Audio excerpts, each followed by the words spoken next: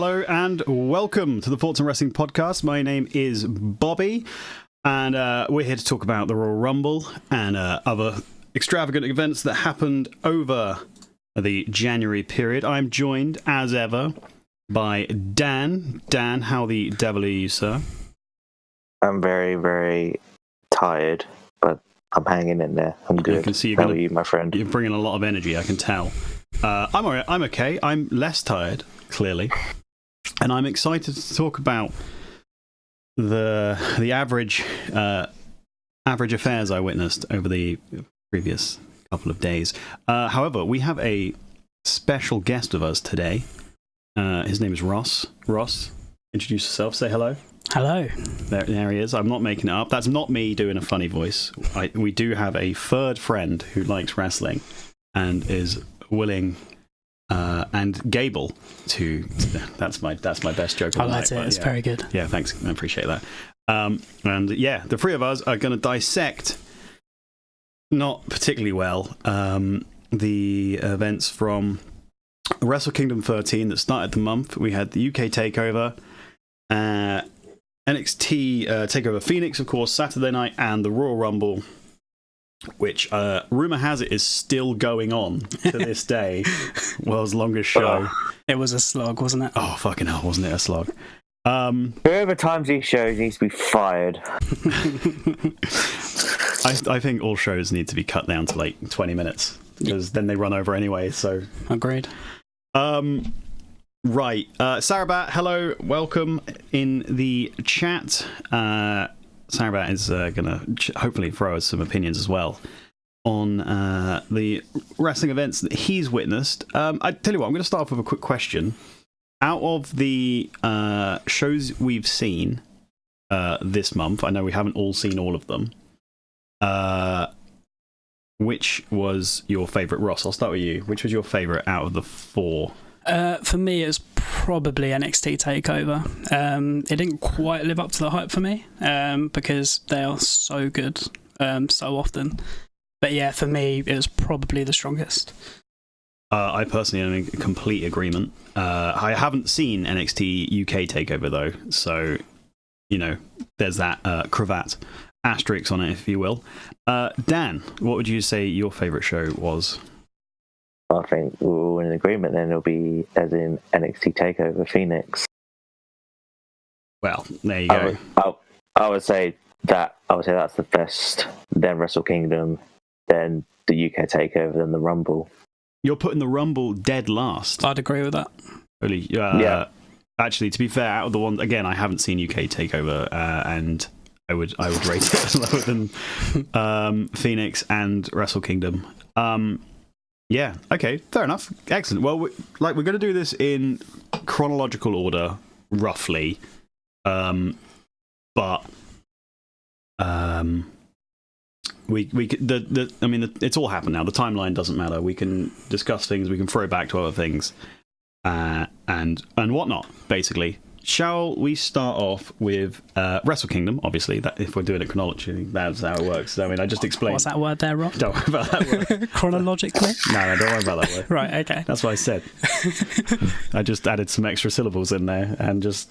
I enjoyed it. Yeah. You styled it out. Yeah, well, I thought I had, and then somebody sitting to my left called me on it straight away. I can see I'm going to get away with absolutely nothing here. I'm going to cover it with a shameless opening of a Pepsi Max can to move away from this situation. Dan, why don't you kick us off with your general thoughts on Wrestle Kingdom? I thought Wrestle Kingdom was a very, very damn good show. I mean, it wasn't the best. I mean, I think last year's Wrestle Kingdom 12 was probably the best, at least I've seen. But yeah, still a very, very good show with some very good matches by some very good people. Which was your favourite match?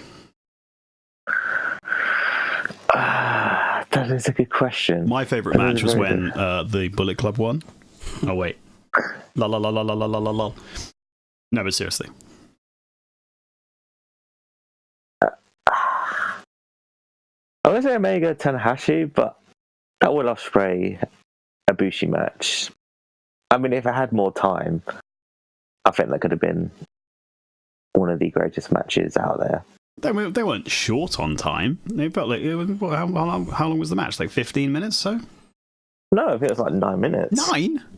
Was it really? Yeah. Let's have a look. I'm going to the page. It was 18 minutes 13 18. seconds. What are you talking about? 9 minutes, literally double that. I've been looking at other ones. Spurious facts with Dan here. I think I had the Juice Robinson match. I literally just saw it, so that was 9 minutes and 3 seconds. I don't know. I just thought everything was short, like until the last 3 matches. I mean, if we're going to start looking at match timings, I mean, obviously the pre-show gauntlet match gets donkeys, but the Jay White versus Okada match was under 15 minutes. So it was only the main event that went the longest, unsurprisingly. And then Naito, Chris Jericho under that at 22 minutes. So everything kind of got around 10 minutes or less, apart from Will Ospreay in the opener. So really, Dan, I feel like you need to apologise to everyone for your spurious facts on that one. I'm very sorry. Okay. As you can see, I have been up since... Actually, I've been up for pretty much 24 hours. More than that. That's actually a really good point. You went back into London to the viewing party to be amongst your drunken kind, shall we say. How did that rate up to the regular viewing parties that you've been to? I mean, obviously the company wasn't as good because I wasn't there, but yeah, well, Thanks, let me down once again, Rob. Let me down as you usually do. What? That's what you usually do. Yeah, I'm kidding. No, it was really fun. It was. I mean, I wish I would have put a better show for it, but yeah, I mean, it was good to finally go out again and watch in a bar full of drunken people. It's a good environment to have instead of watching at home. But yeah, it was really good. Be honest. When it was wrapped up around 5 o'clock, did you regret your decision? Not then. It was more when I was at work. A few hours later. You went to work? Wow. That's commitment. Yeah. Oh, fuck. I had a morning off and I only watched half the show last night. That's ridiculous. I stayed at home and had a nap, so I feel for you. Yeah. I was staring at the screen. I was literally falling asleep thinking, fucking hell, what am I doing in my life? Well, who knows? You made that mistake and you're going to have to live with the consequences. Sarabat is... he's just saying that the Ospreay match was also his favourite as well. Yeah, I'd agree as well. So that's 3 in cahoots already. I'm going to go with Juggalo Jericho as my choice for best match. Okay. Not because it was actually like a really great match or anything, because it was okay at best. But also Chris Jericho did come out looking like a juggalo, so that's an immediately like. I think he's going through a midlife crisis. Absolutely is. This is what happens when wrestlers have too much creative control.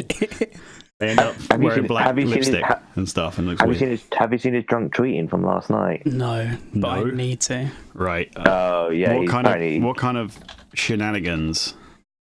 He did was he get going up to? off on it was going off about how. Oh god, hang on. I have to get it up. Talk amongst yourselves. I'll see if I can find it unless he's deleted it now. 6 hours ago, I love my hashtag sexy librarian. There you go. I don't know what. And then he's replied to somebody saying, I'm just saying this Rumble is boring. And he's responded saying, of course it is, hashtag no Funaki. Which, in fairness, that's accurate. Yeah, very, very true. I think he's deleted them. He was talking about how certain people wouldn't make into AEW and all that stuff. Oh, wow. From WWE. Oh dear. That's not the sort of thing you want to be tweeting out. He's also retweeted a picture of a baby who looks just like him, which is quite funny, actually. Yeah, well, there you go. The life and times of Chris Jericho's Twitter. Immediately derailed like I predicted we would. like pictures of Chris Jericho and a baby. We're all avid fans of Chris Jericho, though, right? Oh yeah, he's my absolute number one. I'm going to even support him for his Juggalo times. I'm enjoying it. He likes changing it up, and he's got a knack for keeping himself relevant. So fair play. I wouldn't go as far to say that I'm enjoying it. Oh no, I'm enjoying it. Yeah, I'm a kinky pervert, just in case. Right. Anybody wasn't sure. Fair enough. I mean, he's honest about everybody. So that's super nice of him. Where to go from that comment? Right. Okay. Let's quickly run through the matches very, very quickly. Actually, let's not do all of them. What did you think, Dan, of Jay White defeating Okada? Well, I mean, this new regime love Jay White. A bit of Jay White, don't they? Yeah, they do seem to enjoy Jay White. I personally, I don't get the hype. He's bland, if you ask me. I don't know. I do quite like him, but I don't know if he's ready for main event. He's good in the ring. He's very good in the ring. But no, I do appreciate your comment. I understand where he looks like he's trying to play a badass, right? Instead of I suppose. I think he's starting to get more obvious. comfortable. I think he's starting to get more comfortable. Like I saw him recently in when Revolution Pro came to Guildford, and he was a part of that, and he seems a lot more confident now than he did like a few months ago. Or actually a year ago when he faced Tanahashi for the IC title. Yeah, he's been pushed pretty hard in the last couple of years when you think about it. Tanahashi for the IC, in Okada after leaving Chaos to take over the new Bullet Club or the continuation of the old. Depending on how you look at it. I was going to say there's no original members. Like, it's just completely and utterly. Yeah, no. Oh, no. Tamatonga. Apologies. Yeah. Was Tamatonga there the very night it formed, though, or did he join slightly later? I don't think he was there the opening night. Which was... I think it was a couple of years after. All right, well, maybe.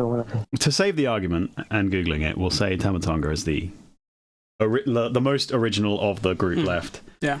Although I'm going to be honest with you, Intwest is what I just said there. I'm going to call it out myself because I can see you're ready for it. I didn't even need to. Right? I know because you've got me on it. I'm on edge. Don't invite me on your show, bro. This is on you. I shouldn't have done it. It was a mistake. No, I'm joking. Yeah, new Bullet Club. Now that the Elite have all left,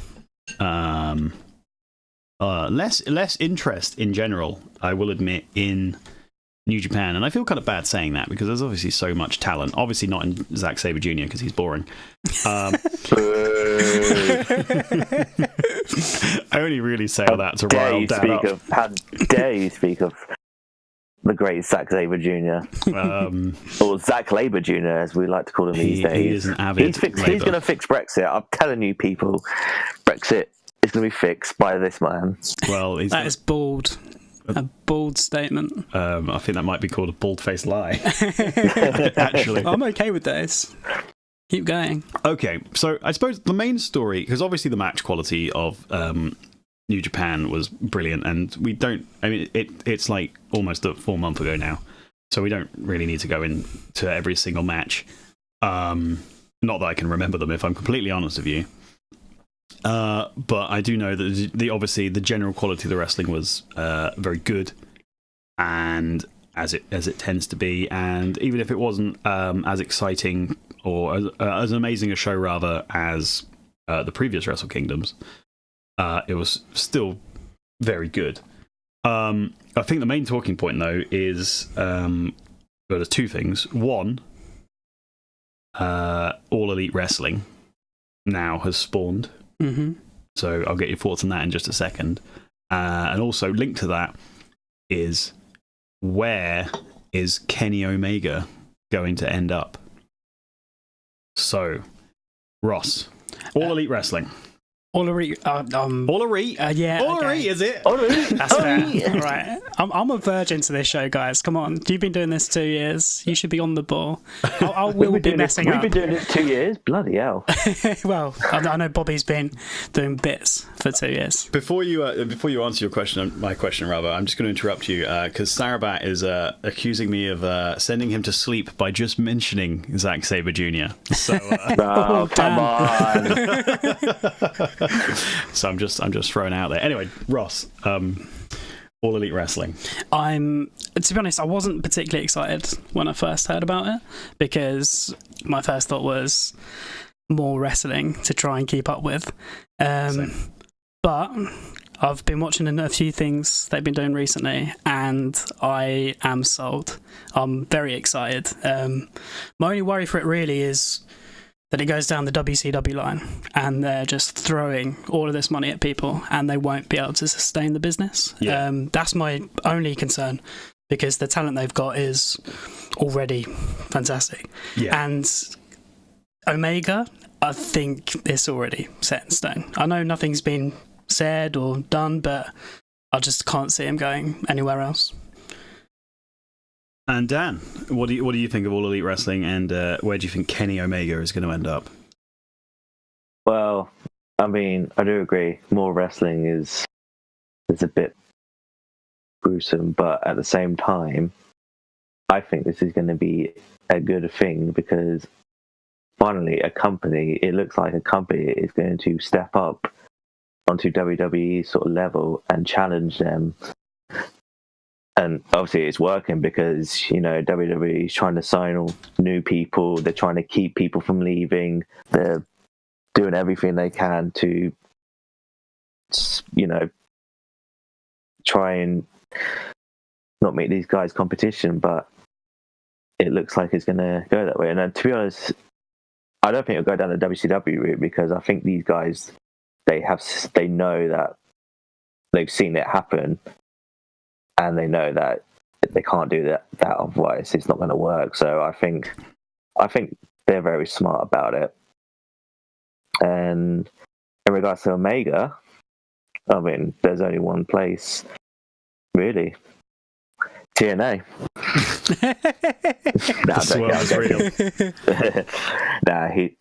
AEW, of course. I mean, there was one bit of me after he said that he was leaving New Japan, thinking, it may be time for the WWE. I didn't want it to happen, but I don't know. If he would have came in the Rumble, it would have been a really cool moment. But at the same time, it's like, nah. I feel like he might be the first wrestler in a long, long time that is actually bigger than the WWE. Oh yeah, agreed. I certainly feel that he's so big they wouldn't know how to handle him. I think they'd fumble that hot potato quite stunningly. In fact, my views on it's always Ross is helping himself to a lovely Coca-Cola. We're no longer just a Pepsi Max show, everyone. Unbelievable. My view on All Elite Wrestling is, very similar. Holy shit, there's too much wrestling in the world. I cannot keep up. I've given up trying. Hence how I've become such a disgusting, filthy casual who still thinks his own self-important views are worthy of a podcast, despite not having a fucking clue what is going on in the wrestling world. Sarabat suggesting that Kenny Omega is going to turn up at Southside Wrestling at the Corn Exchange next week. I tell you what, if that happens, then they've got the biggest scoop of a lifetime. Fair play. All Elite. I mean, they're going to have an amazing roster. They know everyone, so they're going to sign everyone. They've got millions in the bank, thanks to the owners, because they're all vice presidents, really, aren't they? They're not the sole owners. They're not. It's not a completely self-funded project like All In was. I forgot the name of the owners, but it's like Tony Khan, isn't it? The Khans, yeah. Yeah. They've clearly seen the potential that these guys have because of the success of All In, and they want to back it. And again, having like all of these other businesses that can rival WWE, when WWE just keep churning out the same bland product, in my opinion, is really good. But at the same time, I mean, fuck. There's a lot of wrestling to watch these days, and I can't believe I'm complaining about it, considering like 10 years ago I was begging for more promotions because we were stuck in LOL Cena wins, and TNA was kind of like starting to drop the ball, I think. I think they were starting to drop the ball around then. Yeah, so as for Kenny, yeah. It was either turn up at the Rumble or All Elite, in my opinion. All of his friends are in All Elite. Why wouldn't he join that business venture? He can make the money there. And then it's only a matter of time before Marty joins them as well from Ring of Honor when his contract's up, whenever that is. Unless,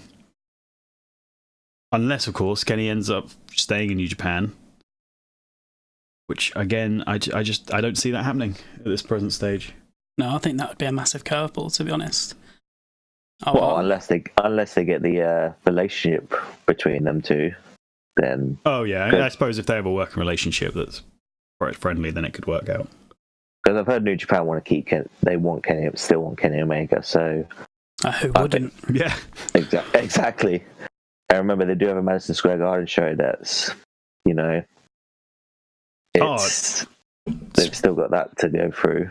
Yeah, I mean, Ring of Honor must be fucking devastated that they've lost, like the Young Bucks and Cody and stuff, because they're planning big shows and stuff, and they're not just going for the Young Bucks and stuff like that. Don't get me wrong, but they're a big part of it. Well, did you hear about what happened? The New Japan US shows. No. Apparently, no Japanese wrestlers can come over due to visa issues. Oh, yeah. So what? Not a single one. How are they? What was one like? One infant being involved in organising all the visas, and they've just been sucking their thumb. What's that about? So pretty much, it's like all American. It looks like pretty much a Ring of Honor show, pretty much. But yeah, no, there's like something to do with visas on that. People are saying like, oh, because it's Donald Trump. Conspiracy. Vince McMahon has pretty much said to Donald Trump, "Don't let these Japanese people in. They're ruining our business." Build a wall. That's just, yeah. Trump hitting us where it hurts in our wrestling. Will you know no end to your madness? Hey, he's a Hall of Famer. He is. He's a Hall of Famer, and he's the most famous one they'll ever have. That's the world we're living in, guys. He was once Stone Cold Stunned badly by. Unsurprisingly, Stone Cold Steve Austin. I mean, could have been Becky Lynch. Guess who? Jeff Hardy did a twist of fate in the Rumble, and it was definitely a Stone Cold Stunner. Oh yeah, he loves that. Shelton Benjamin definitely sold that as a stunner. He was having none of it. Just a quick side. Hey Tom, welcome to the podcast. I hope you're doing very well. If you watched New Japan, let us know what your favourite match was, and also what your opinion on All Elite Wrestling is, and Kenny Omega in general. Dear, oh dear. Yes, so All Elite Wrestling, that's happening. They've got a second Double or Nothing pay-per-view coming out in the year. Obviously, I'm going to watch it. Why would I not? I'm not a maniac. Monkey... Oh my god, how do you say that word? I'm going to go with Annalise. Annalise? Monkey Annalise, 2004. Hey, tell me if Ross said your name wrong, because I was too much of a coward to say it myself. Thank you very much for the host. I appreciate that. We appreciate that even. Hope you're having a great day.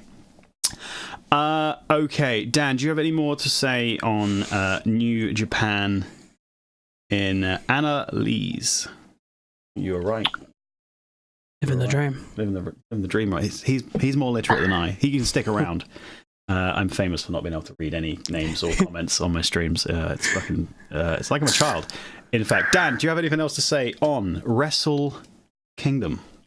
No, I've said my piece. I've said my piece. Yeah. Okay, brilliant, fantastic. And Ross, any last thoughts on that, or shall we move on to NXT UK? I'm more than happy to move on. More than happy to move on. Okay, fantastic. So we move on to the section of the show that I have not watched. So, call me out if you want to. But what I can do is very quickly read the Wikipedia page and pretend I know what's going on. But I'm not an arsehole. Well, I am. Yeah. Dan, you watched this. Ross watched this as well. What are your thoughts on the first ever kind of UK takeover pay-per-view thingy-mabooble? Thingy-mabooble. I enjoyed that word. Thanks. Strong. Yeah, I'm a wordsmith, I think is the... But clearly, welcome. Dan, go. Speak to me. Oh, okay. Well, going into it, I was like, will this be getting good? And turns out it actually was. I was very impressed. And that's the end of Dan's review. Goodbye. Who are you impressed with? What's going on? Oh god, this is all gone downhill. Yeah, so I enjoyed it. I mean, it wasn't like the epic takeovers you get in the US versions, but it had some decent matches, and it was a very easy show to watch, and I'll happily watch more of them.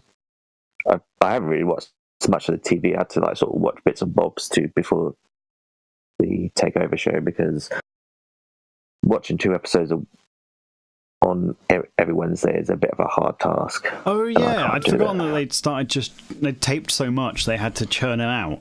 I remember you mentioning that. Yeah, basically, I think they're back to normal now, but I haven't really seen anything since. So that's pretty stupid of them to have got that so wrong.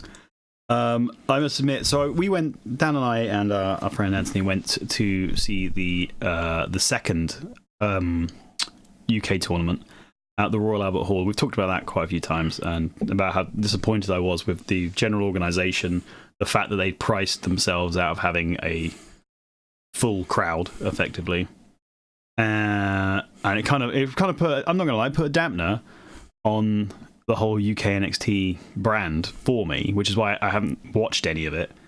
I was going to try and get around to watching the takeover itself, but I'm a busy, lazy man, so the combination.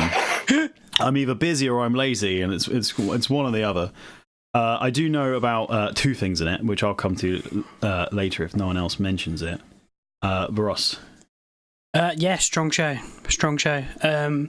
As Dan said, it wasn't quite up to the US standard, but I think that's very difficult for any WWE platform right now to even get close to. A lot of good showings. Zach Gibson and James Drake winning against Mustache Mountain. Absolutely devastated. Mustache Mountain. What are you talking about? So good to watch. But Zach Gibson is just a wonderful heel.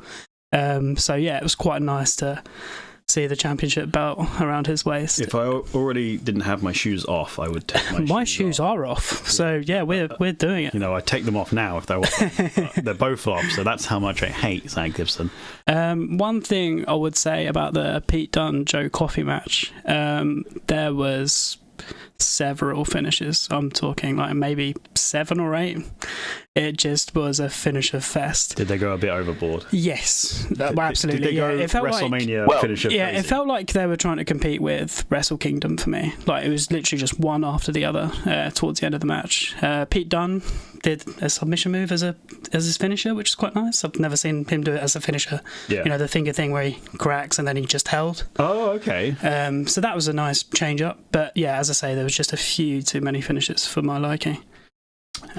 Fair enough. Okay, right. So you've mentioned. I actually thought of another thing I wanted to mention. One, absolutely devastated that my boys Trent Seven and Tyler Bate, Mustache Mountain, lost. They should be tag champions forever. Tyler Bate is wonderful. Trent Seven is too, but Tyler Bate is... Trent Seven has been hilarious since I was introduced to him in the Progress show Dan forced me to watch. I didn't force anything on you. No, okay, forced. You were disappointed that I'd never watched it, so you kind of strongly suggested that I needed to, and then I did, and it was amazing. You want to know a secret? I literally haven't watched any Progress show in since September. Well, you want to know a secret? That was the one and only Progress show I've ever watched. Though technically it was free shows, so yeah. What are you going to do? Also, I've got a question for you, Dan, because I'm expecting you to know the answer to this.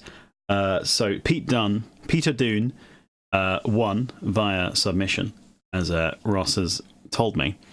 And then some bloke called Walter comes out. Now, me being such a casual noob... No, Rob. His name's Walter. If you look at the top where he was positioned, where the Titantron was. Right. Okay. Fair enough. So some bloke called Walter comes out. Did you not?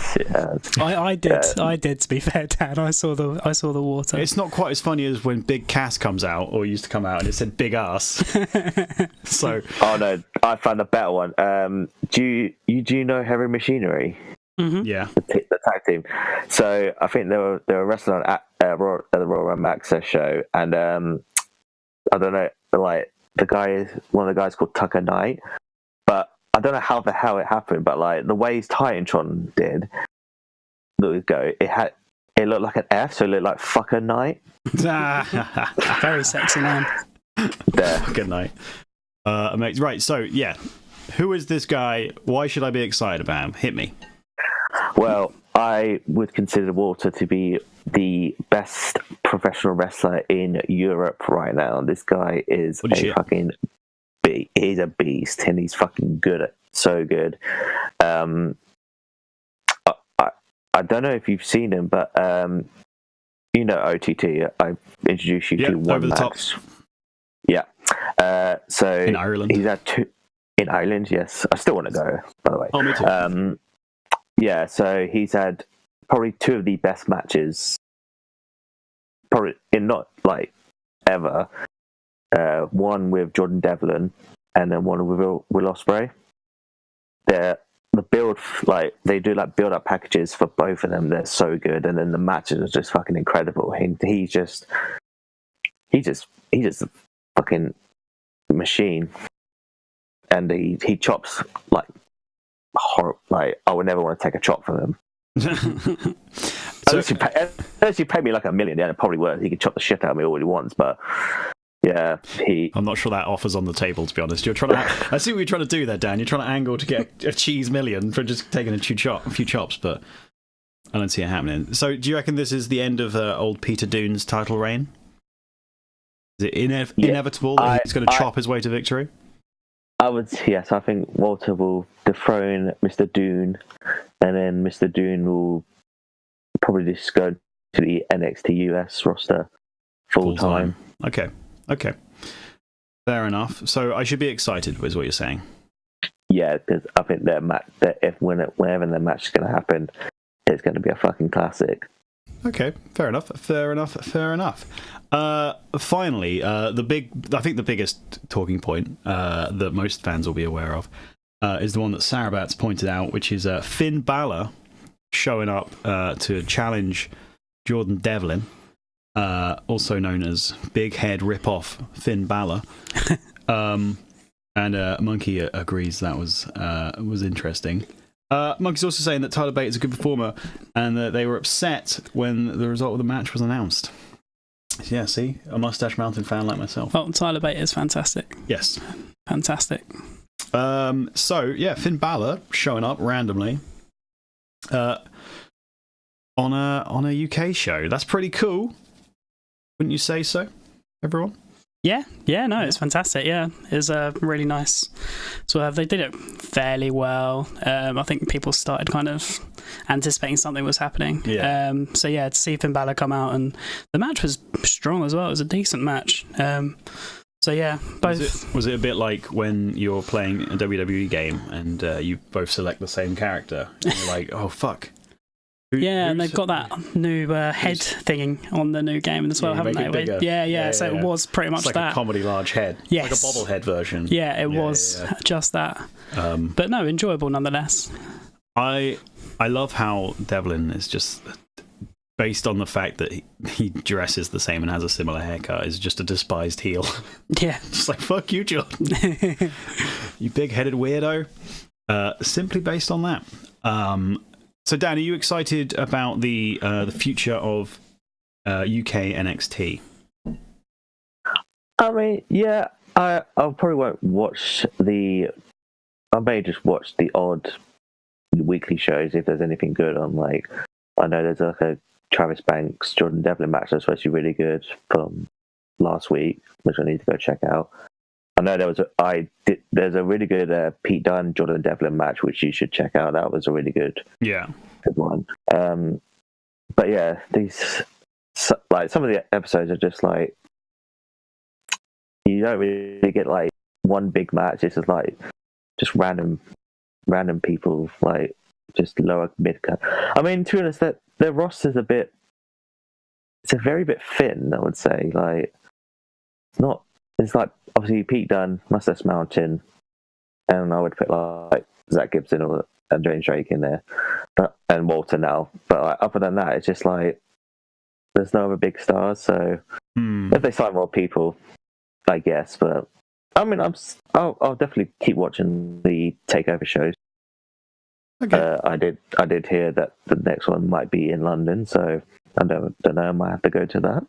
Oh, fair enough. Yeah, I mean, hopefully it's a success and it keeps building momentum and things like that, obviously.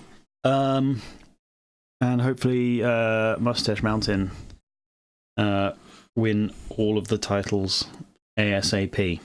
I think we can all agree on that one. Monkey says it was cool him revisiting all time blah blah blah blah words. How do you read? I don't know. The match was entertaining. Yeah, sorry, I can't read. I do apologise. It was cool though. That was the gist of it. And it was a good warm up for Finn, because obviously, Jordan Devlin, famously on the same level as Brock Lesnar. They're such similar wrestlers as well. Their style, yeah. Jordan Devlin. That match was probably the best Finn Balor match I've seen in like 2 years. And the best Brock Lesnar match. Oh, what one are we talking about? Sorry. Are we talking about the Rumble? The Devlin match. The Devlin match. No, that was a very good match. See, I thought you were being sarcastic and talking about the Brock Lesnar match. I enjoyed that match. I didn't mind that. I just didn't like. Yeah, I didn't like what happened after, but we'll discuss that when we get to it. I'm going to be honest with you. That was the match I watched the least. Okay. I was busy this morning doing other bits and bobs, and I realised it was over, and I was like, rewind 2 minutes. What happened? Cool. Okay, excellent. So there we go. UK NXT Takeover. Here's a question for you. How were the crowd actually? How were the crowd on the UK shows? Was it really good? Yeah, they were popping like mad. Yeah, it was enjoyable to watch. Marvelous. Yeah, I do enjoy English crowds. They're always. I'm not biased when I am, but they're always full of the banter and just wonderfully weird. Yeah. Wonderfully weird, and that just makes it an even better show for me. You wouldn't see an American crowd, as far as I'm aware, taking shoes off to show their disinterest and disdain of someone. Did you hear the chant about McMahon?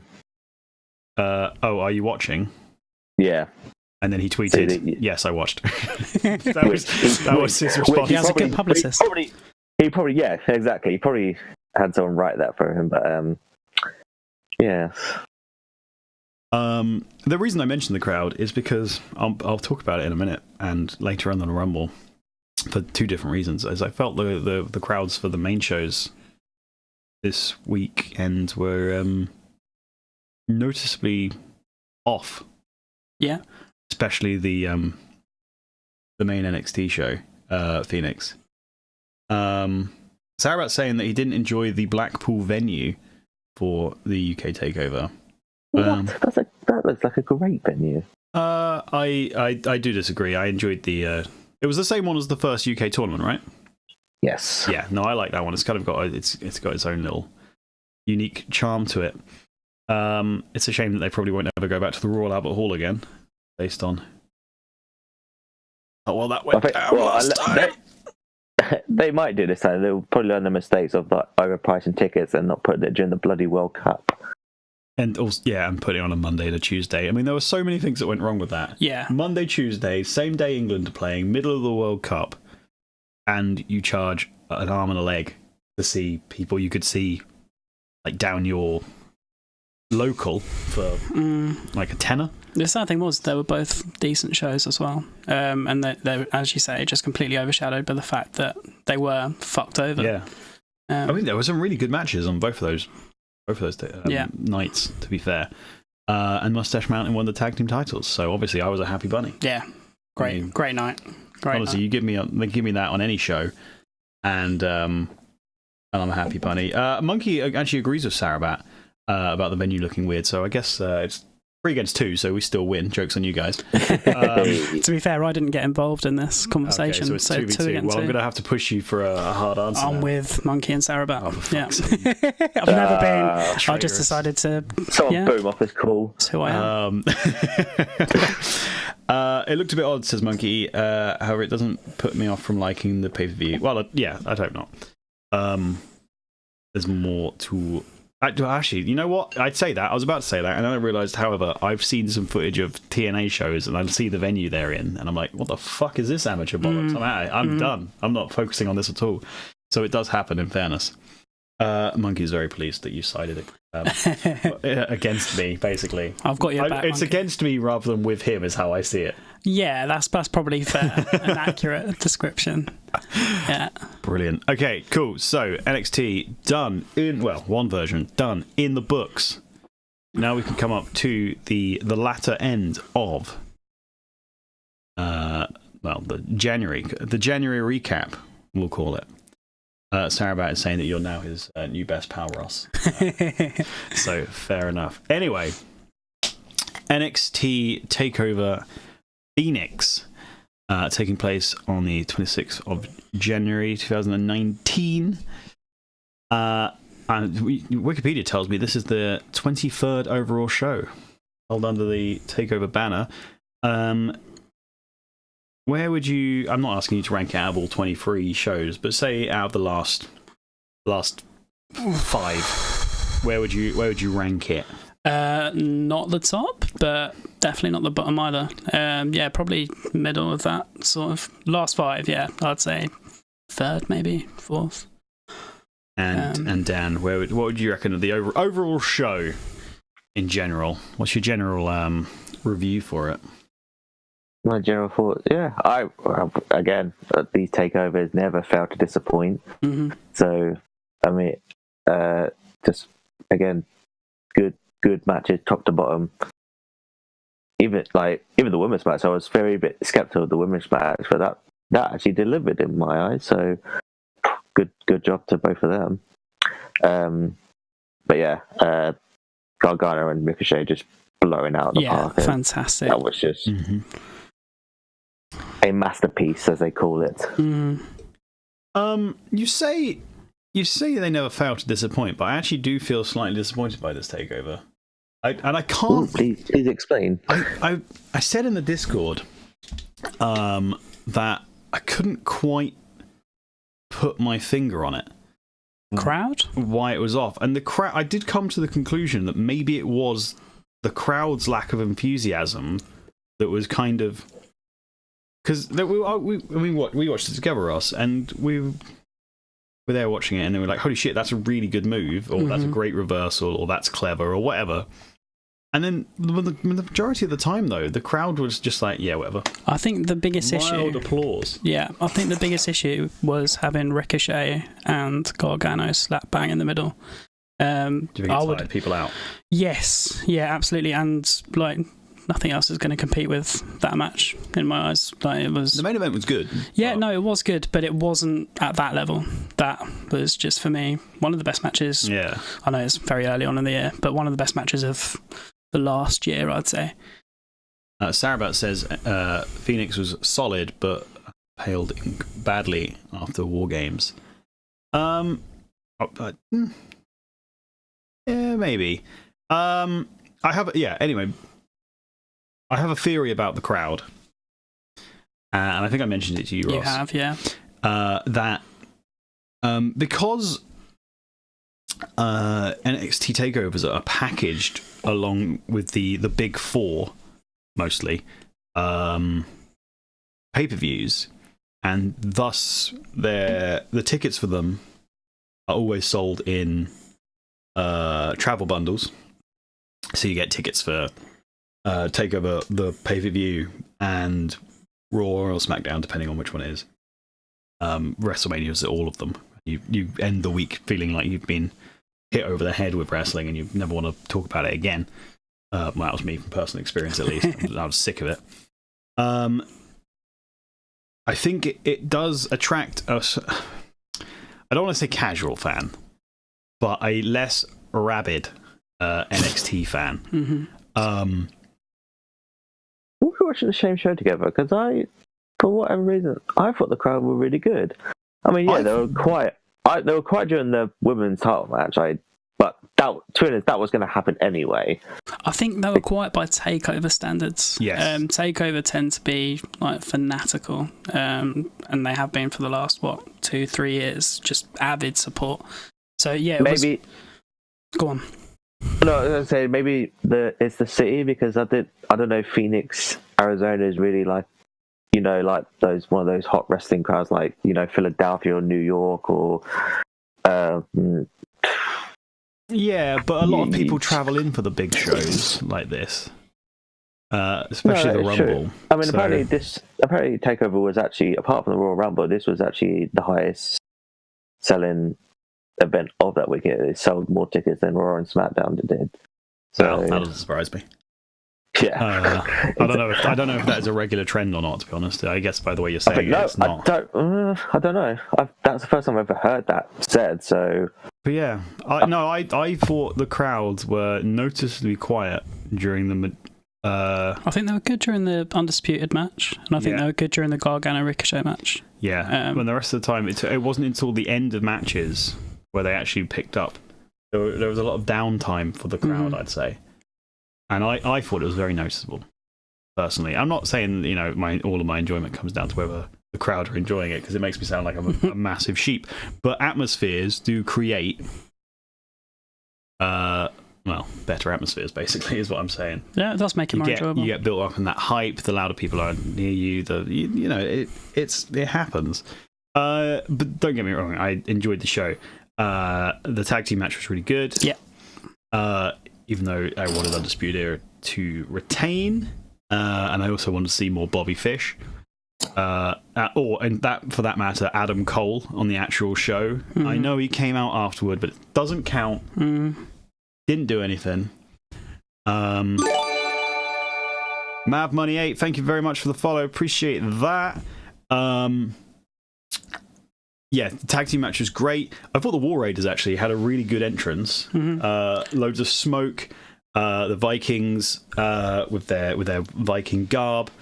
I did say to you at the time, dragged a little. Oh yeah, absolutely. Yeah. Also, I don't know about you, Dan, but when Rowan Hansen popped up from out of the smoke, they blatantly had to crawl on their bellies to get to that point in the smoke. That's jump. Commitment, though, right? No, fair play. Yeah, fair enough. Fair enough. Yeah, I should be praising that. I thought the Ascension were coming up at one point. I was like, "What the hell's going on here?" Now that would have been excellent. I'd have been fully behind an Ascension return. As you know, they are my boys. Ever since Connor and/or Victor complimented my T-shirt when we met them at WrestleMania Access for WrestleMania 31. So they are officially lifelong boys, although I can't remember which one it was. Right. Well, actually, I do know which one it was. It's the bald fat one. Connor, then. Yeah, is it Connor? He's the one who said nice T-shirt. Just showing how casual you are there, Rob. No, yeah, probably. Just so everyone knows, I was wearing a Superman T-shirt, but it was the new Man of Steel Superman logo rather than the classic one. So he's a fan of Zack Snyder's work, clearly. Confirmed, hashtag confirmed, that's going to be on all the dirt sheets tomorrow. Connor and/or Victor loves Zack Snyder. What the fuck am I talking about? I have no idea. It's gone off the rails. Yeah. Point is, it was a really good match, and they had a really cool opening. And fucking hell, Hansen kicked out of everything. And it's also, Dan, can you answer me this question? Why are all of Hansen and Rowe's moves Rowe throwing Hansen into somebody? What's that about? Why the fuck not? That's A good answer, and I will accept it on this occasion. Can I just mention how... No, you can't, sorry. Okay, cool. It's nice seeing you. No, go for it. Carl O'Reilly... wow, that's happened. Carl O'Reilly, there we go. I've managed to say it. It's not Carl. We'll just say Kyle. Kyle, that's it. He hasn't got a second name now. Just Kyle. Kyle O'Reilly. A bloody fantastic performer. Every time I watch him, I enjoy him more. He's just excellent. To be fair, all four were, but yeah, for me, he's a standout. I'm starting to like him maybe a little bit more than Adam Cole, which is something I didn't think I'd ever say. But yeah, just very enjoyable. I always, I think Adam Cole is more of a main eventer than Kyle. I agree. Just in his look and his attitude and things, but fucking hell, O'Reilly is just brilliant to watch. The way he sells and ragdolls himself. And like stumbles for a second after receiving a big move, and falls flat on his face, and he just crumples up. Okay, and there's a GIF in the Discord. Is it the knee by? Yeah, when he gets kneed by, I think it's by Rowe actually. Yeah, that one. Fucking hell, he just like crumples backwards. Wow. It's really bloody good. He's been doing that since he arrived. And also Roderick Strong. Don't forget to mention him, because all four were fantastic. What a backbreaker machine he is. Let's just love that. There was a prick for blocking Kyle O'Reilly and his air guitar in, so I'm not happy with that. What was that, sorry? When did he block his air guitar? Did that happen on TakeOver? Yeah, so when they come down, Kyle O'Reilly takes the belt off, and literally as he's about to do it, Roderick Strong just walks in front of him, in front of the camera, and you don't really see it. Roddy. You know what? Roddy. I remember watching their entrance, and I go, and Kyle O'Reilly's not doing as much air guitar as he normally does, and now I know why. It's Roderick Strong. All of the limelight. What a bastard. And again, but just I say this all the time as well. The NXT Tag Division is the most consistent thing, and it's so stacked ever. Yeah. I mean, people get called up and fail, but then they're replaced by equally great people. Who's next though? That's. I mean, Goldberg clearly by what you're saying.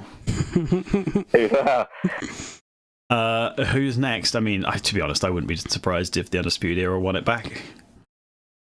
I have a feeling that they'll be going up fairly soon. The fact that none of them have any titles, to me, suggests that maybe... I hope they do it right. I can't stand this cameo teasing that they're doing in Raw and SmackDown at the minute. It's pathetic. Oh, God, I just realised they're going to make Kyle O'Reilly to a fucking joke, aren't they? Hopefully that, but yeah, fingers crossed, Era kind of... If they do go up, they do it right, and they get that huge pop and moment that they deserve, because they have been fantastic this past couple of years. So I've been thinking about this. Do Fish, O'Reilly, and Strong go without Cole or with Cole? I'd have to say with. That's my first thought. Because I think they're going to put the NXT title on Cole at some point this year. Me too. And that's why I... Do you think he needs it to be not relevant, but to be more considered top level material? I don't think he needs it. I think it's just good booking. Common sense. To put him it needs to in happen. that position as a dirty bastard sneaky heel. When he was Ring of Honor champion, he was great. And I would want to see him as... I feel like they'd... Because people don't really ever go back down to NXT, that if they skip the line when they should have played that part, then it's just wasted potential, especially when you go up to the main show and you just... I think my argument... And you end up in a fucking tag team with Chad Gable. Yeah, that's Bobby just Roode. a car wreck. But for me, I don't think Adam Cole needs the NXT title to be relevant and to be this huge, because he's so enjoyable to watch and he gets pop after pop. It doesn't matter what show it is. Yeah, no, and I agree. It's just you've got like 6 to 8 months worth of story in him in being involved in the world title. If you don't do that, you're just wasting. Yeah, fair enough. Wasting good times. Kyle, this is Sarah. Kyle is the least likable of the Undisputed Era for me. Controversial. Says Sarah. That is. He's a big Adam Cole fan. And Monkey says that the Undisputed Era are his second favourite tag team, and I asked who was number one. Foolishly, obviously the answer was Mustache Mountain. You can't argue with that. It wasn't the Forgotten Sons. Stay Forgotten was the last chant in their last match, which I enjoyed. I thought that was hilarious. But yeah, come on, guys, just piss off. And Sarah is asking if it's possible for Bobby Roode to be brought back down to NXT. I wouldn't mind that. I'd be all about that. Yeah, absolutely. I don't. Given the North American Championship, that'll be. I don't like how it's a one-way street. I feel like people can come back down and reset. And for me, NXT is probably a stronger product. Well, it is a stronger product anyway. So yeah, I think it's got to that stage now where it probably wouldn't be seen as this horrific career-ending thing to go back to NXT. It'll probably enhance their careers, if anything. I just don't. I saw the pre-show was on, and I'm pretty sure I wasn't paying attention to it because I was watching another stream by Dan, not this Dan, other Dan. And I saw that Bobby Roode and Chad Gable were coming out in matching robes, and I was just like, I'm not watching this. I like Chad Gable, by the way. No, me too. And I don't think they should have broken up American Alpha. No. I feel like they just dropped the ball on them and went, oh, fuck it, we'll break them up. Here's Shelton Benjamin as your token black friend, which was fucking weird. Jason Jordan being Kurt Angle's son, wasn't Jason Jordan being Kurt Angle's black son. Also bonkers. Although there is a brilliant bit in WWE 2K19 where Jason Jordan he's about to challenge you for the IC title, and he just starts talking about how Kurt Angle never responds to his texts. Like, fair enough. Monkey says he feels like Bobby Roode would be better off in NXT, and I agree completely. Focus. Problem is, everyone gets just lost in the bloody shuffle, don't they? The second they move up, so much talent. Yeah, and they all just end up playing the 50-50 booking game. No one really gets over, and just look at the red hot talent that moved up and that are doing fuck all just now. Stagnating. Nakamura is the classic, perfect example of that. But there's been plenty. At the moment, Drew McIntyre is probably the only one who's still got a bit of momentum behind him. Well, I don't know now. It's. I think it's starting to go. Oh, I have a terrible feeling he's going to get into a feud with Dolph Ziggler. So fuck off, Dolph. That's the end of that. I've seen that already. So piss off, Dolph Ziggler. You can go to AEW or something. Dolph Ziggler existing. Overrated as hell. Absolutely bored to death of it. I used to be his biggest champion.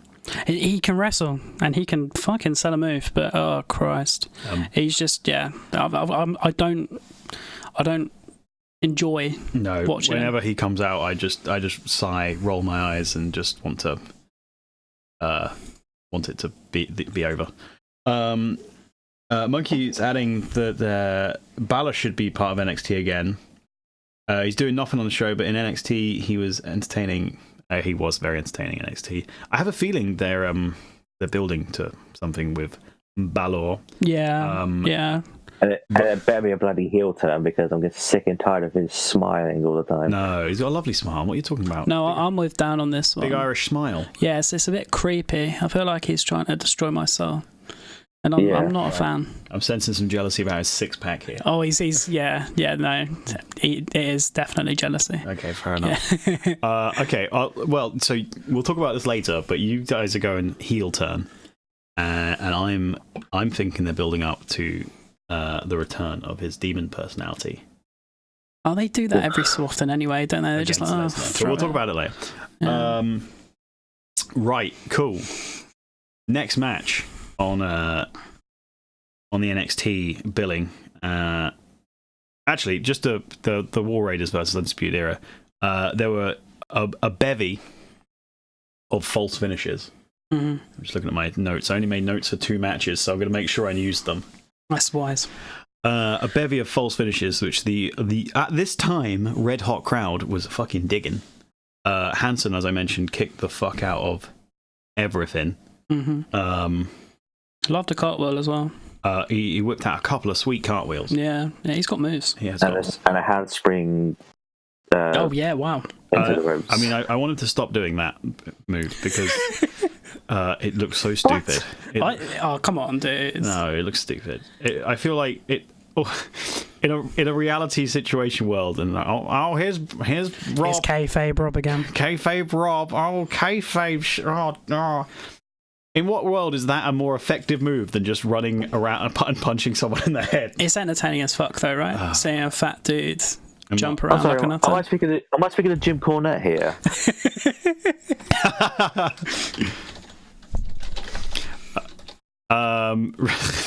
Fucking Jim Cornette comment. Fantastic, brilliant. Okay, cool. And also, Bobby Fish, you let your teammates down, and Adam Cole again. Why didn't you come out? And I was really confused as to why he came out at the beginning and then never showed up again. well, we said at the time, it was like, right, so they put him there on our screen, just to Bobby Fish exists. Everybody, Yeah. remember him later when he distracts the ref or sneaks in and hits someone with that golden bell. And then he didn't. No, it was an odd booking decision, in my opinion. And I know if I was Kyle O'Reilly or Roderick Strong, I'd be like, hey, dude, where the fuck were you? Now we're not undisputed at all. You silly sausage. And then you give him a quick slip slap on the face. That'll learn his lesson. That'll learn him. Yeah, that'll teach him. Okay, brilliant. Let's talk about the next match on the card, which was Matt Riddle defeating Cassius. Oh no, Bro. Oh, what did you just say? Oh no. No, sorry, mate. I was with Matt Riddle. Right, I'm going to do it again, and I'm hoping. Go for it, dude. Yeah. Oh no, Bro. You son of a bitch. Dan, can I count on you instead? Oh no. Oh no. That was fair. Fair. Good. Matt Riddle defeated Cassius Ohno by submission in a match that went 9 minutes and let's say 16 seconds longer than their previous bout. In the third time they've faced off, does anyone honestly care about Cassius Ohno in NXT? I feel for him. I do feel for him. Oh, I mean, don't get me wrong. Yeah, I do, but I don't care about him. But I feel for him. It's more pity, which is sad, really. He's a strong wrestler. He knows what he's doing in the ring. But yeah, for whatever reason, he's just not getting over, and I can't see it happening anytime soon. well, his character motivations for turning heel are completely accurate because he turned up and there was a bit of hype about him coming back, and then immediately there's here's this person and this person and this person, and he's just like never on the card. Yeah, no, you're absolutely working the storyline. It's a reality based storyline, but yeah, I mean he's lost to Riddle 3 times, so I mean the new guy won. The shiny toy. The new shiny toy before he gets banned for working the weeds. Yeah, where does Dan, here's a question for you. Where does Cassius Ohno, the knockout artist, go from here? I think he'll be doing what he did here, putting over the new talent when they come in. I think he'll be going back to the Indies. No, I think he's going to be a trainer. He'll be a trainer there now for the rest of life. Yeah, I think that's what he does now. Really, like. Yeah, I did hear that he was basically mostly a trainer. Oh, okay. Not a shoe, but somebody who coaches. That's my second best joke of the night for you there, Ross. You're aware. You're getting no laughter from me. Right, I can see your smirk though. Like, I'm smirking, but it was a proper dad joke. It was one of those where it was you kind of smile just for the other guy's benefit. I appreciate that. Sarabat says Fatty Ono. 95% cellulite, right? This time it went more than 5 seconds. True. There were, to be fair, there were actually a couple of good moments in this match that I thought. Cassius Ohno stamping on Matt Riddle's, I almost called him Tom Riddle. Mm-hmm. Voldemort's feet. How does that one get a laugh? But the last one, I enjoyed that one. Yeah, I thought that was really good, taking advantage of the fact that he's silly enough to come out without his feet protected. Mm-hmm. That's smart. Here's a question though: are elbows to the head a submission move? Well, we spoke about this last night, right? And my original thought was, obviously, he'd just taken that release German suplex and landed on the back of his neck. That's what it looked like in the first few, anyway. So my immediate thought was, he's hurt. Yeah. Like, he's genuinely hurt. He just wants this match over with, and that is why he's tapping. But yeah, it looks like it was all set up that way. It looks like, yeah. And I think it showed a second replay, and he does land, more on his shoulder. Yeah. It's not quite as gruesome as you initially think. Big dude, man. Big dude landing on the back of you. It did not look too rosy at the time. But yeah, no, I found it a bit odd. But yeah, whatever. Crack on. Dan, what did you think of the elbows to the head or neck, really? Submission move. I mean, I like it. It's different. Yep, that's literally what my notes are here. They're probably just a callback of the Bryan Danielson Nigel McGuinness match from England, where Bryan just elbows the shit out of Nigel McGuinness. But yeah, what a reference. I like how NXT. Yeah, see, whack them. I like how NXT are using these just random finishes, not with their main finisher. It's just with Pete Dunne bending the fingers back and Riddle with the elbows, and it keeps it interesting, doesn't it? It keeps you on your toes as well, because you get, it breaks up the pattern of, well, this is how this move's going to end. Hang on, he's not going to kick out now because it's only the first finisher of the match and stuff like that. So no, that is really good. You're right. And you know that any match can finish at any point now with whatever moves they have. Which is why I'm a big fan of Brock Lesnar. Oh, damn. We're going to get to that later. Me and my Lesnar erection. Yeah, no, to be fair, I thought it was baffling at this for a second. But no, having thought about it, I do like the fact that you can end matches. Almost brings a bit of realism to it as well. Also, it almost feels like that kind of UFC sort of vibe. Exactly what I was going to say. And it makes sense that Tom Riddle, Voldemort himself, would, gotta laugh again, nailed it, would be able to win matches like that, considering his background. Yeah, absolutely. Yeah, it just makes it look a bit more real, doesn't it? Yeah. What doesn't make things look real is when Bianca Belair manages to stand up from rear naked chokes and things for the 85th time. Despite the fact that move would knock you out in 15 seconds. That hair would do some serious damage, though. That is true, absolutely. But we're getting ahead of ourselves because the next match, unless anyone else wants to talk about Matt Riddle for a while. Nah, yeah, he's fairly strong. He looks decent. Actually, here's a question: how high can Matt Riddle go? That's not a drug joke. That's not a drug joke. I was gonna make one. Fuck. The whole podcast is ruined, Rob. No, where do you see him going? Is he a future NXT champion? Is he going to get onto the main roster and win big titles over there, or is he going to be what do you reckon his level's going to be? He'll be the world champion at some point during this year. The world champion? The NXT champion, you mean? Yes, NXT champion, yeah. Well, right. It's the world champion, isn't it? Yeah, no, I just assumed she meant, yeah. Yeah, I always imagine the WWE and Universal as the worlds, and NXT's like a... Yeah, you know what? He could be triple champion. Let's do that, yeah. You think Matt Riddle is going to be a triple champion within a year... No. Holding the NXT, Universal, and WWE title. All while being stoned. And he won't remember any of it because he's going to be that baked. Okay, no, but where do you see him? Where do you see him being? just in general a top mid-card guy? For me, I don't see him getting to that level. I don't even see him getting to the NXT title level, to be honest. I think he might be in the picture for the North American title. He might have a couple of feuds here and there, and he might get close. But and then I think he'll probably go up to the main roster and stagnate like the rest of NXT stars do. I think he'll win the NXT title. I do agree with that. But yeah, the second he gets up to the main roster and has to start wrestling every single night, I don't see him lasting.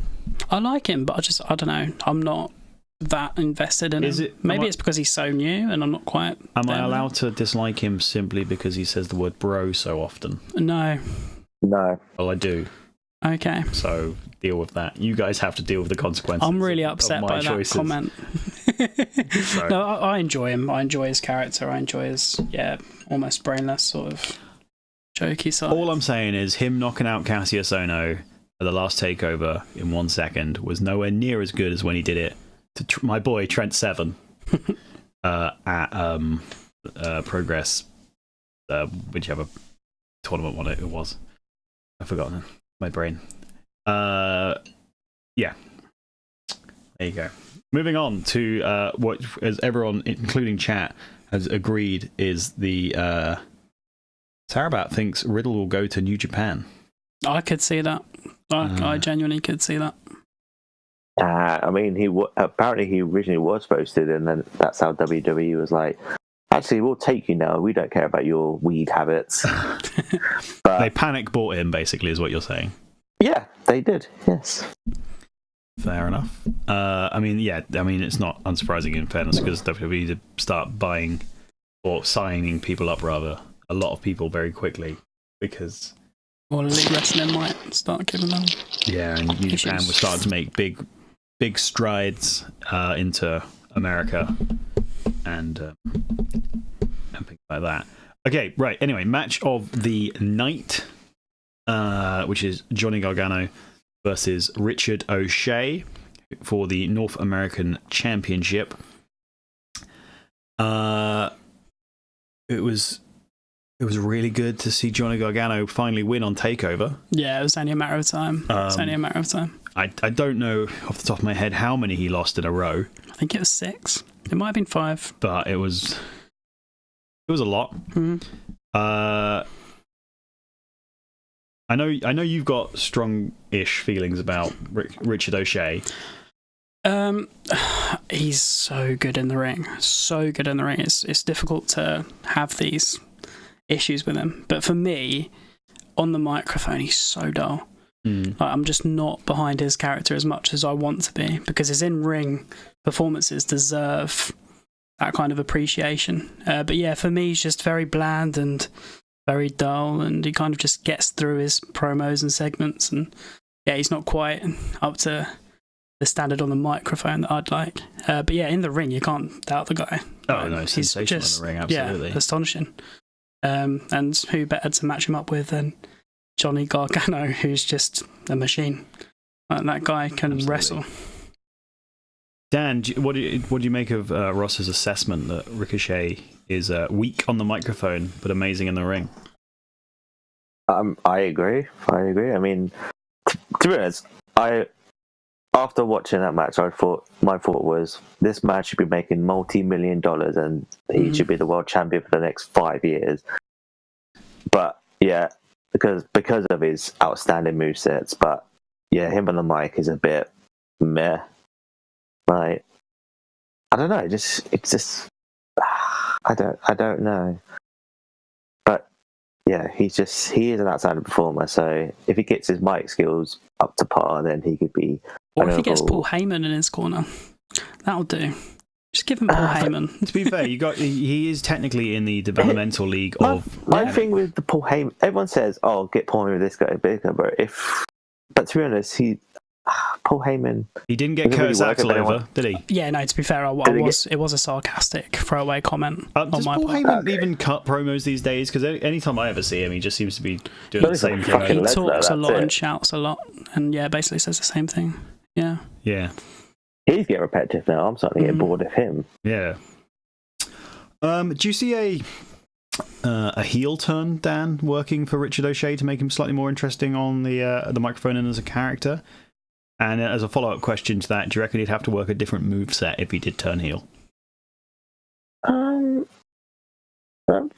mean, I think heel turn would be actually quite good for him. Like, I know that before he came to WWE, he did turn heel at PWG, but he still he pretty much was the same person, but it was just a bad guy. He was still doing all the flips and all that stuff. But yeah. I mean, I think heel turn, but I don't know. But yeah, I think we all agree that his promos do need a little work. But fuck me, he's so exciting in the ring, and the way he performs moves, and the timing, and the athleticism, and fucking Jesus Christ, what a machine he is as well. He's so fucked on the main roster. It's not funny. I mean, he'll be in 205 Live.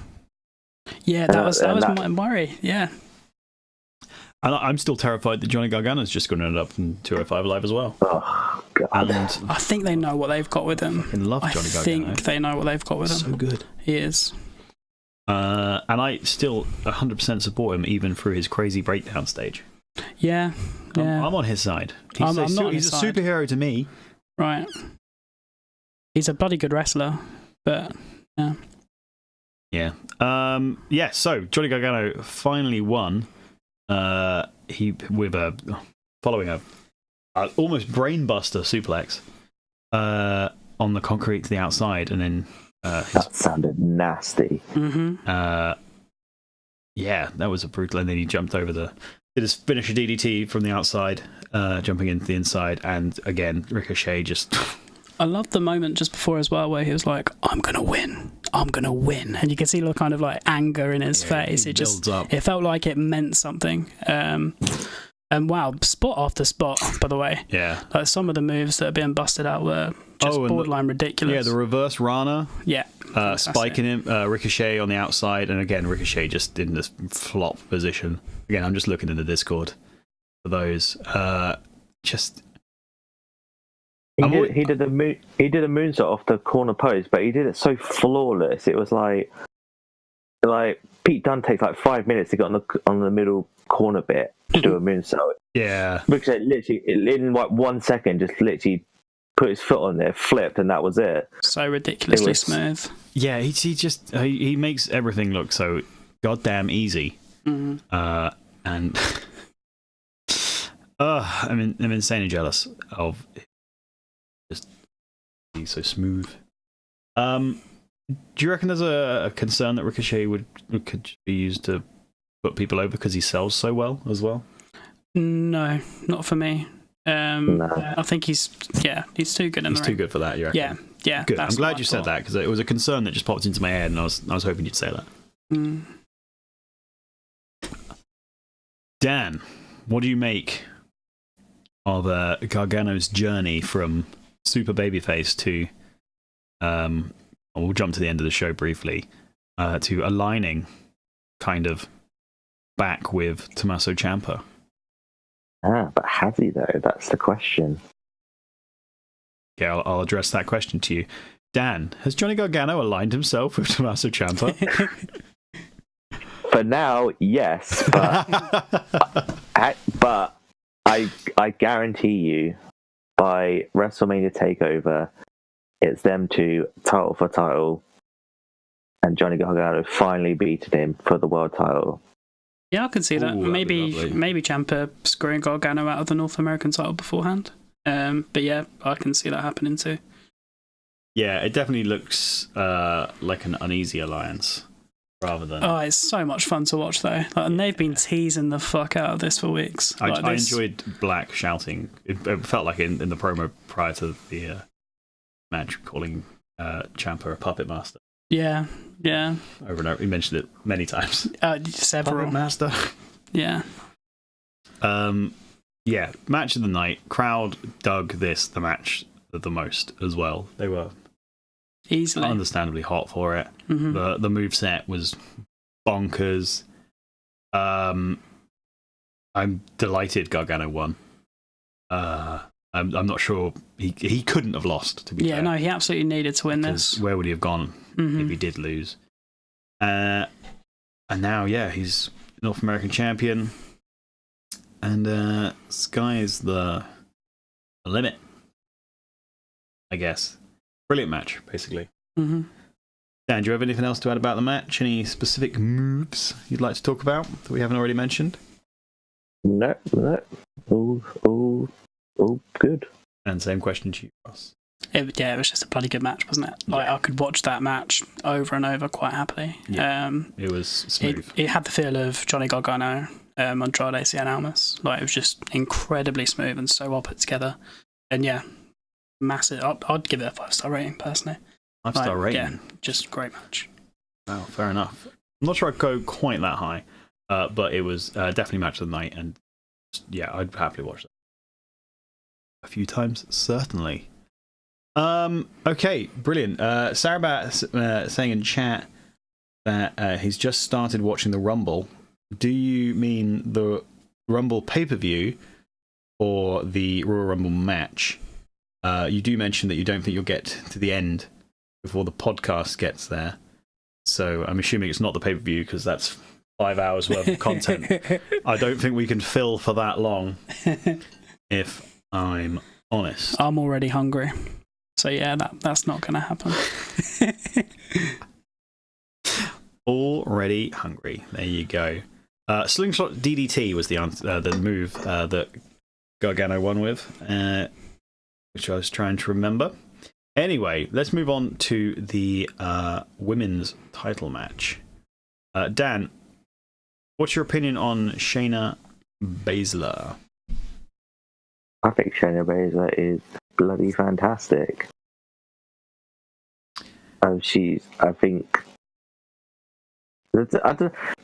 People don't seem to really like her, but I think she's got like some star quality about her that just I think she's really, really good. I think she's definitely improved on the mic. Yeah. From the promo that was being played before, the promo package. And I like her. I do like her style of just roughing people up. I also enjoy the fact that, despite the fact that she's like quite clearly very dominant, that she always needs her two mates to come out, no matter what, to cause a kerfuffle. I'll admit to you, I haven't seen much of Bianca Belair. I'm aware, of course, that she whips her hair back and forth. She does that a lot. And through watching the match, I was mostly distracted, I'll admit, by just how much she holds her own hair during moves. Dude, she was doing backflips while holding her hair, which is incredible, really. Yeah. Should I be excited about the Bianca Belair prospect?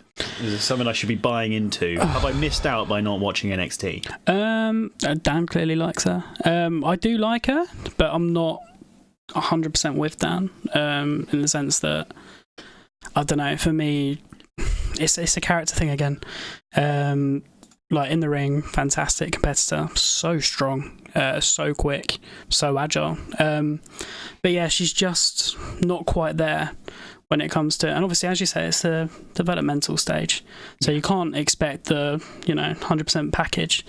But yeah, she's just not quite there yet for me.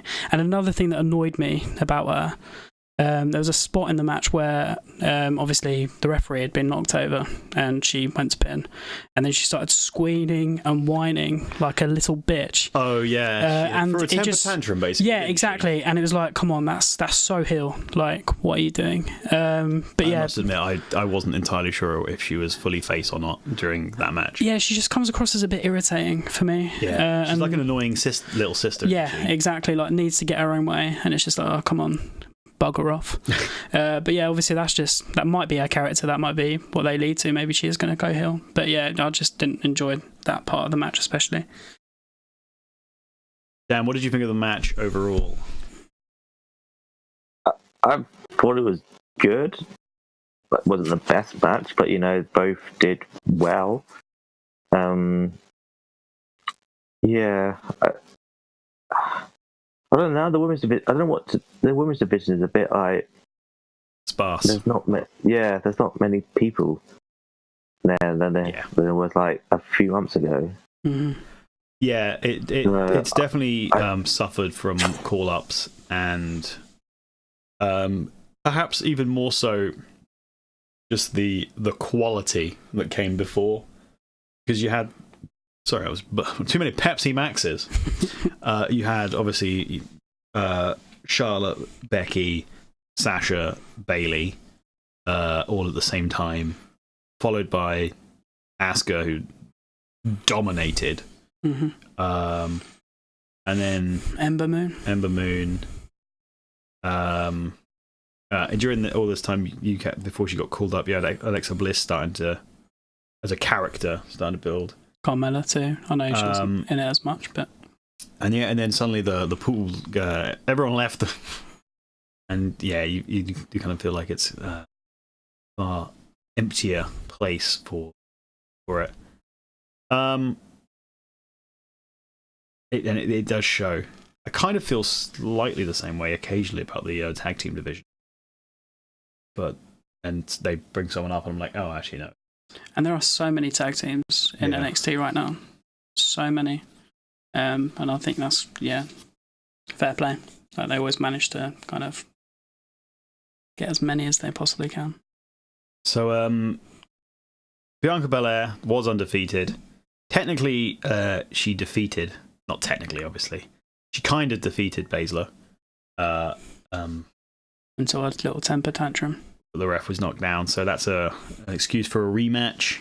She didn't tap out either, so she's going to say, I didn't tap, I wasn't pinned. They made her look really strong. Dan, are you a fan of how strong they made Bianca Belair look? Because she got up several times trying to reverse Kavita Clutch, or whatever it's called. Yeah. I mean, like I said, with the lack of depth, they need to make like strong people. So, yeah, I don't know if she'll get a rematch straight away. That's the thing. Are they in danger of making her look too strong in comparison to others, though? Based on the fact that I can't really remember anyone else like standing up that many times. I think she's fast tracked to the main roster, to be honest. I really do. I think that's what they're going for. I agree with that. Fair enough. If Lacey Evans can get on the bloody main roster, then Bianca Belair certainly can. Well, the Rumble, bless her. She didn't have the best first 2 minutes, did she? Oh dear. Chat are saying Tom is saying that he loves Baszler, by the way, and Sarabat is saying that he hates Baszler, but it's more to do with her two cronies interfering. I was so anti Baszler a few months ago. I couldn't stand her. For me, she was just female Baron Corbin. Could not stand her at all. But she's been improving, like week on week. What you're saying is she needs a Constable Baszler gimmick to get her over, right? Oh God, no! That for me would be the end of WWE as we know it. Wow, strong words. Sarabat also mentions that despite how much he dislikes Baszler, he finds Belair really annoying. Yeah, she is annoying. Yep. That's one of the biggest issues with her character. Couldn't really cheer for her because she was a bit of a knobhead. I was actually actively rooting for Baszler in that match, and I've never done that before. I was too. Yeah. I genuinely was too. Yeah, I think it would have been a nice surprise. Almost expected Belair to just run through her. So yeah, it was quite nice to see Baszler win. So yeah, I was happy with it. Odd to say. Dan, here's another question for you. Rumour has it that we're going to get very soon a 4 horsewomen versus 4 horsewomen. I thought they were going to do it at this Mania, but I reckon they're going to delay actually and do it at Survivor Series. They've been talking about this for like 2 years. Yeah, and just every time it just never happens. So yeah, I don't know. And especially if the rumours of Ronda Rousey actually leaving after Mania are true, then they can't really do that. Is she having a baby? Is that what the rumours are? Well, she wants to start a family. That's right. Okay. I mean, she could make like after if she has a baby after she can make like little appearances here and there. So maybe in the future, but I doubt it right now. Well, damn, no 4 horsewomen. I think it will happen, and to be honest, I don't really want it to. I don't think Baszler's cronies, as we're calling them, are going to be strong enough in time for a really good match, and that's what people are going to be expecting with the quality in there. So yeah, it's a bit of an imbalance, isn't it? Really? Absolutely, because you got you got Becky Banks, Bayley, and Flair on one side, and then you got the mammoth name of Rousey, who's like the draw from that side. Ugh. Baszler beneath, and then the Two Stooges, effectively. So it would be a bit of a bonkers one. They'd have to like properly work their socks off for a month or so, having them kick the shit out of them every single week. Yeah, and beat them for that to even look remotely. And plausible. to be honest, Becky's probably too popular right now for them to even consider. Well, that's the other thing is I'd be annoyed match. if they derailed again Becky's momentum. Mm. But I guess we'll see. I don't see it coming at this year's WrestleMania, certainly. No. Maybe Survivor Series, I think that's a good shout. Or maybe the WrestleMania afterwards, if Ronda's still there. Yeah, I think they'll be annoyed if Ronda left too. I can't wait to see the back of her. Oh yeah, we'll get to that on the main show section. Right, okay, fantastic. It was time for the main event of NXT, and it's Tommaso Ciampa, the Ciampa, Ian.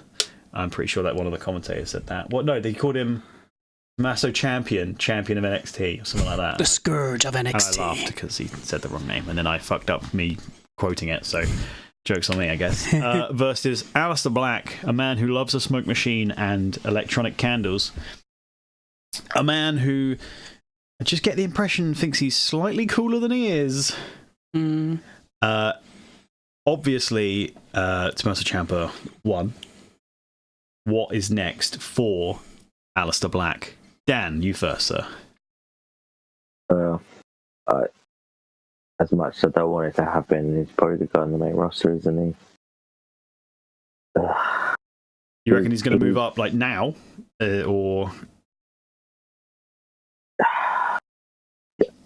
Or either, yeah, I'll probably say not after Mania he officially comes up. But yeah, no, I think the moment he comes up, he's done for, because Vince is not going to understand who the fuck this guy, what his character is, you know, what he's all about, and all that stuff. And he's just, I think he's doomed from the moment he steps foot on the main roster. I feel like they missed a trick with him because he was 7-0 at one point. Mm-hmm. On Takeover. On takeovers, he could have been the first man to go undefeated at takeovers, and then go undefeated at pay-per-views. Because takeovers are kind of WrestleMania. I hope Scotty doesn't get that sort of push. I like him. He's fine. But yeah, as Rob said, there's something missing with him. I don't know what it is, but maybe it's the connection with the crowds. It's probably the fact that he doesn't quite have enough electronic candles. Yeah, and the fact that he likes to sit down a lot and cross his legs. That's just lazy. That's bad work ethic. Come on, dude. You're meant to be standing up, kicking my people. Idol. He's my idol. He's your idol. Yeah, for laziness. The laziness. Yeah. Oh right, yeah. No, I'm with you now. No, not my actual idol. For God's sake, come on. Well, you made me panic for a second there. I'm not gonna lie. So you think he's going up? He's going up. He's lost his rematch for the title. I think he'll stick around until Mania. I don't know what they'd do with him before WrestleMania at this stage, if I'm honest with you. It wouldn't surprise me if he ended up winning the bloody Andre the Giant Battle Royal. Jesus Christ. Yeah. I've still got fingers crossed that that's not going to be a thing, if I'm honest. Oh, mate, how fucking shit is that match? Every year it's just you feel so sorry for the people who are in it. You're just like, well, they haven't got anything else for you. There you go. Yeah, go stand in the crowd with 20 men and Mojo Rowley won it, for fuck's sake. What was that all about? Mojo. Is he still alive? Is he injured, or is he just... I'm hoping he's been released, but yeah, he's probably injured. He'll probably win the Andre the Giant Battle Royal. Everest two-time winner. Oh dear, oh dear. Okay, right, yeah. So this match, I really like this match. The tweaking of the knee on the outside, which then factored into Ciampa working over the leg the entire time to make sure that he couldn't do the Black Mass. Repeatedly shouting "one trick pony." I like it when characters like really repeat themselves to make sure you know. Ciampa is so good at that, by the way. Yeah. Like just being caught on camera, shouting and screaming. Like he's excellent, and his work is unbelievable. Yeah, is it Ciampa being good at getting caught on camera, or do we have to accidentally give praise to Kevin Dunn and stuff like that?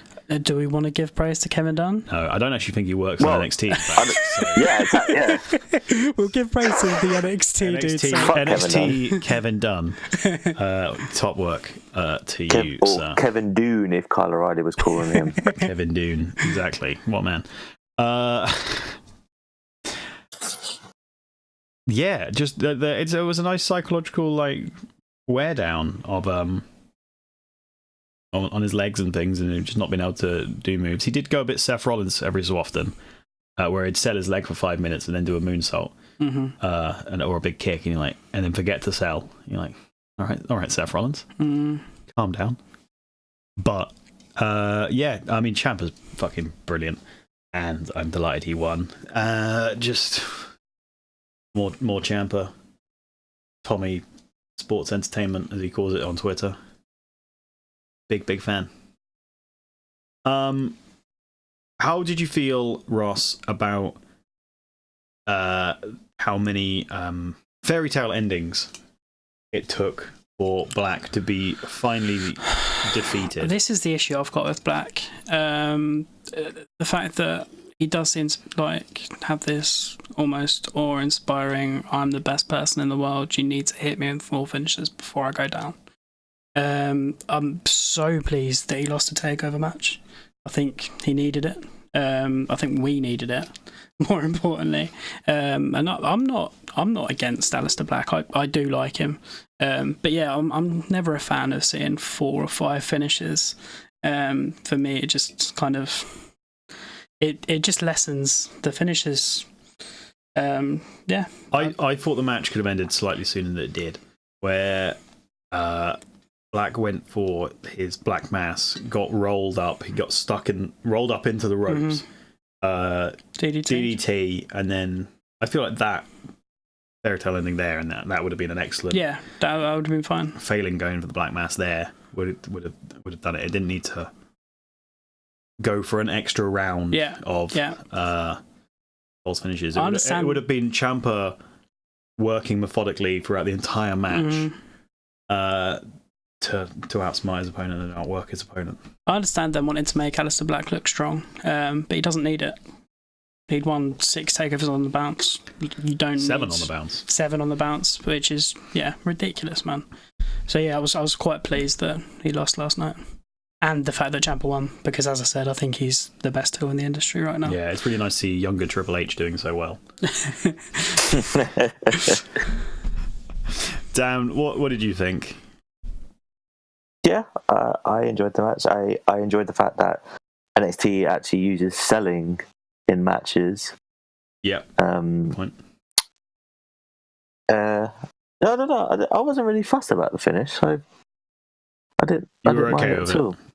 Yeah, I'm fine with that. I mean, Tommaso Ciampa is just probably the best heel. Yeah, he's brilliant. Obviously WWE, but maybe in entire wrestling. He's up there. He's definitely up there. Yeah. I like the fact that he won clean as well, technically, when you think about it. I mean, he got the ref involved at one point. Yeah, he's not like a dirty heel. He actually He just worked smart. And it's just reminded me that when Rude beat Nakamura twice, that was through... it wasn't through cheating. He didn't get a chair and just bonk him over the head or anything. He worked a joint and an angle to make sure that Nakamura, I think it was the leg again, to be fair, because they both got leg-based finishes, both kicks or knees to the head, the Kinshasa, etc., etc. And it's smart booking rather than just, I'll just keep doing my finisher over again until I eventually win. It's like, yeah, you're building something. You don't see it very often. You see it quite a lot with Bret Hart matches. Work. And Daniel Bryan matches now as well. But yeah, I agree. It was nice to kind of see that play out. And there's more story to it, which is sometimes what a decent wrestling match needs to make it great. Yeah. So yeah, it doesn't need to all be flips and shit, does it? When don't get me wrong. I mean, Black obviously does his jumps to the outside and things, so it's not like exclusive. Although that's another argument for another day that I've just remembered, where everyone does the same jumps outside of the ring. And stop doing it. Not impressive if everyone's doing it. If the cruiserweights are doing it and Samoa Joe's doing it and Aleister Black's doing it, then you're not special anymore. It's almost like the super kick thing, isn't it? Every single wrestler in the world. You know what? Well, I've changed my it. mind on the super kick actually, because I used to hate the fact everyone does it. And now I get annoyed when a wrestler doesn't do it. I'm like, come on, chuck in a super kick, mate. I enjoy super kicks, to be fair. But yeah. Chad Gable, where's your fucking super kicks at? That's why I don't like him teaming with Bobby Roode, because neither of them do super kicks. Oh, bloody rubbish. Gable. Ready, willing, and Gable to do a super kick. That should be his new catchphrase. It shouldn't. It should never be said again. Well, okay, fair enough. We'll edit that bit. We'll edit that out of the podcast. Right, fantastic. Yes. So as we started, NXT Takeover Phoenix was a good show. Not the best takeover, but I enjoyed it very much. And I mean, as we all said at the very start of the show, an hour and 40 minutes ago, that this was the all the big shows in January. This was the one that came out on top. Yeah, agreed. Despite not being a 10 out of 10 show like previous ones. Fair play to Takeover. Just shows how consistent they are. Well, it goes to show that less is more. I've agreed. said this a bazillion times as well. It's like you've got 5 matches, and granted, there were people I wanted. There are people clamoring to be on this show. Like, I'm annoyed that there was no Cole and there was no Velveteen Dream and things. But you've got your five matches. You're going to defend the titles pretty much every time, other than War Games, which is kind of the one-off. And it's a set time. Like, I don't know how long. How long was the pay-per-view? Like 2.5 hours, 3 hours max. 2.5 hours. Yeah. And it's nice. It's concentrated. The wrestling is brilliant normally, and the storytelling's great, and it all flows on. But yeah, on the main show, where the fucking 5 hours for the Rumble. Raw is a 3-hour show, and it's just fuck off. It's just too much.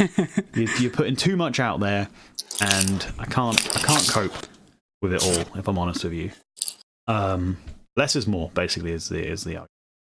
And Takeover is a shining example of that, because I mean that's what they do. Also, can't leave this section without us very quickly discussing Percy Watson. Oh, fuck off, Percy! He's stealing a living as a commentator. I don't understand how he was employed. I don't get it. Yeah, well, go away. Come on, Percy, just leave. It's pretty much unnecessary. I'm pretty sure. If Mauro and Nigel were a 2-man team, you wouldn't notice that they didn't have a third-man commentator. Absolutely, he's not needed. He just says the odd bit of crap. Yeah, he's basically Booker T's love child. Like, we don't need another Booker T. Booker T is enough. Also, I do like the idea, and Dan, tell me if I'm wrong on this one, but to make NXT again different from the main roster, wouldn't it be better for it to have like a slightly different commentator setup, i.e. having 2 commentators instead of 3 commentators, just to make it stand that little more aside from the main show?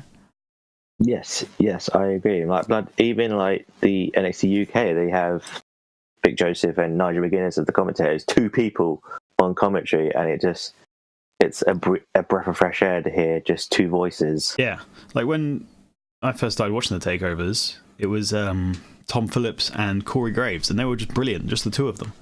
They didn't need anyone extra in. And I have perfect confidence that Mauro and Nigel would be able to do that just as well on their own. Easily. Oh God, I did watch part of the pre-show last night for the Rumble, and you had King and Booker T sitting next to each other on the All-Star panel, as they call it, and I was just like, that's just a premature headache, right? I'm muting this. Yeah.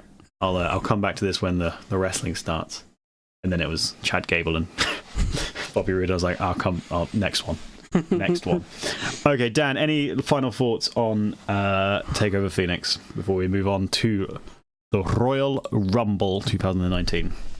Well, the only thing I would say is I'm interested in this halftime heat 6-man tag that's going to happen. Yes, of course. Have you heard about this, Ross? This is in the middle of the Super Bowl, right? Yeah. Yeah. So yeah, it's Gargano, Ciampa, and is it Cole? Yeah, It's Cole, against yeah. Dream. Richard O'Shea, Yeah. and Black. Yeah. And I shoot. Apparently, they're filming it in the actual performance center live. Oh. So it's going to be like, so it's pretty much going to be similar to like the empty arena that they did that first time in '99. Obviously, it'll be in the performance. I don't know. They might have like the other wrestlers like surround the ring watching it, but I don't know. That's what I've heard. I don't know if that's actually true. Sounds a little bonkers, doesn't it? It does sound crazy. Yeah, I think it's for the publicity, isn't it? It's the biggest, sporting event in America, If they can probably get in the world. if they can get any fraction of that audience to come over and absolutely, like watch it crack and on. advertise, then yeah, go for it. It's something different. Well, that advert saying rather watch wrestling than Maroon 5, that sold me straight away. Yeah, fair point. Very Maroon fair. 5 opinion. aren't terrible. No, but come on. Like, just go away. It's like Percy Watson. We don't need you anymore, mate. Just leave. Yeah. We're done with you. I'll happily take the album Song of Jane, but after that, no, go away. Agreed. Excellent. Fantastic. Right. Okay. Here we go. Royal Rumble time. If you include the pre-show, 7 hours of wrestling, discussion and matches. It's Who fucking times these shows? Seriously, It's they too need a fucking slap. Insane. It's absolutely insane. holy shit! I've just looked at the time. The women's Rumble was 1 hour and 12 minutes. Because Becky took about 10 minutes to get into the ring after Lana hurt her fucking ankle. Jesus Christ. Okay, right.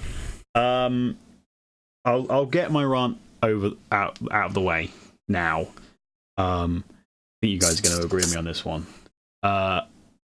Pay-per-views are too fucking long. Yeah. They need to be 3 hours maximum.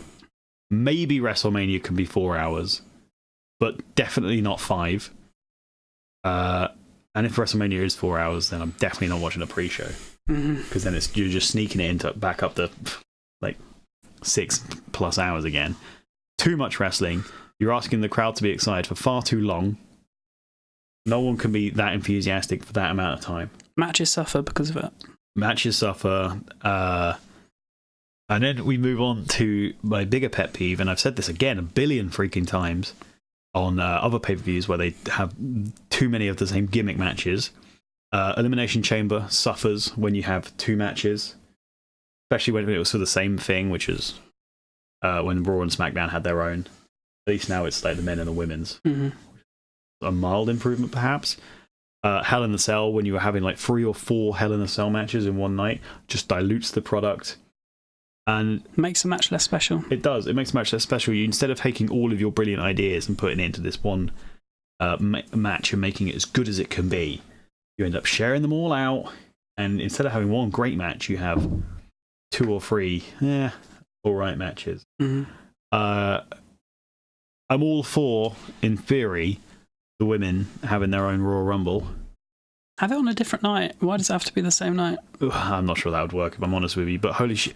2 30-people Royal Rumbles on the same show, which just under 2 hours, 10 minutes worth of Royal Rumbles in one show is too much. Because I know, Ross, you're a big fan of the Royal Rumble, and I am too. But you've got to admit, in the best Royal Rumbles, there are downtimes. Yeah, there has to be. And I felt like, specifically in this one, both Royal Rumbles were 90% downtime. Mm-hmm. And then when you've got two of them, you're like, holy shit. It felt like a slog. Yeah. Especially the women's.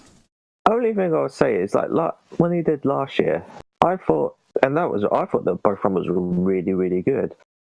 See, I didn't watch last year's, so you can happily correct me on that. So you're saying last year's Rumbles were a lot better than this year's? Oh yeah. Like I thought both matches, like, they were probably the best Rumbles in like the past like few years, because we've seen some dreadful Royal Rumbles. But yeah, I thought it was very smooth. It went well. Like I think it was a bit shorter than it were this year, but still, it's like, yeah. But so I think you can have two Royal Rumbles, but it's just how they. I think it was one how they booked it. Yeah, how they booked it this year, and two, I think they really don't need to do stadium shows for other pay-per-views apart from WrestleMania, because I feel sometimes stadium shows, the atmosphere ruins the crowd. Well, this takes me back to my final crowd comment of the night, which was that in open air, I think it was open air last night. It didn't have a roof, did it? The crowd noise just disappears. Yeah. And yeah, you end up going, huh, pretty sure people would be cheering at this point, but then I can't hear them, which again isn't cool, because I like the atmosphere. It creates it. But you are spot on about the argument of having just two well booked Rumbles would obviously be the ideal answer.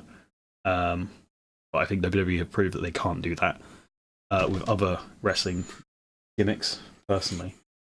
But yeah, I mean, the women's again, I just feel like up until the last 5 minutes, it was. Had a couple of funny spots here and there. Yeah. Like Vega being chased by Hornswoggle. I enjoyed. I know a lot of people. I didn't hate that. Yeah, it was funny.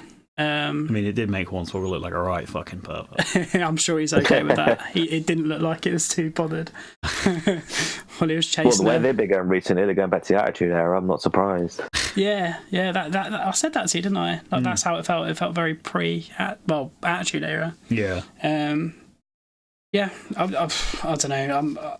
I'm such an advocate for the Royal Rumble. Like, it's the one show that I'll happily stay up until 5 a.m. to watch.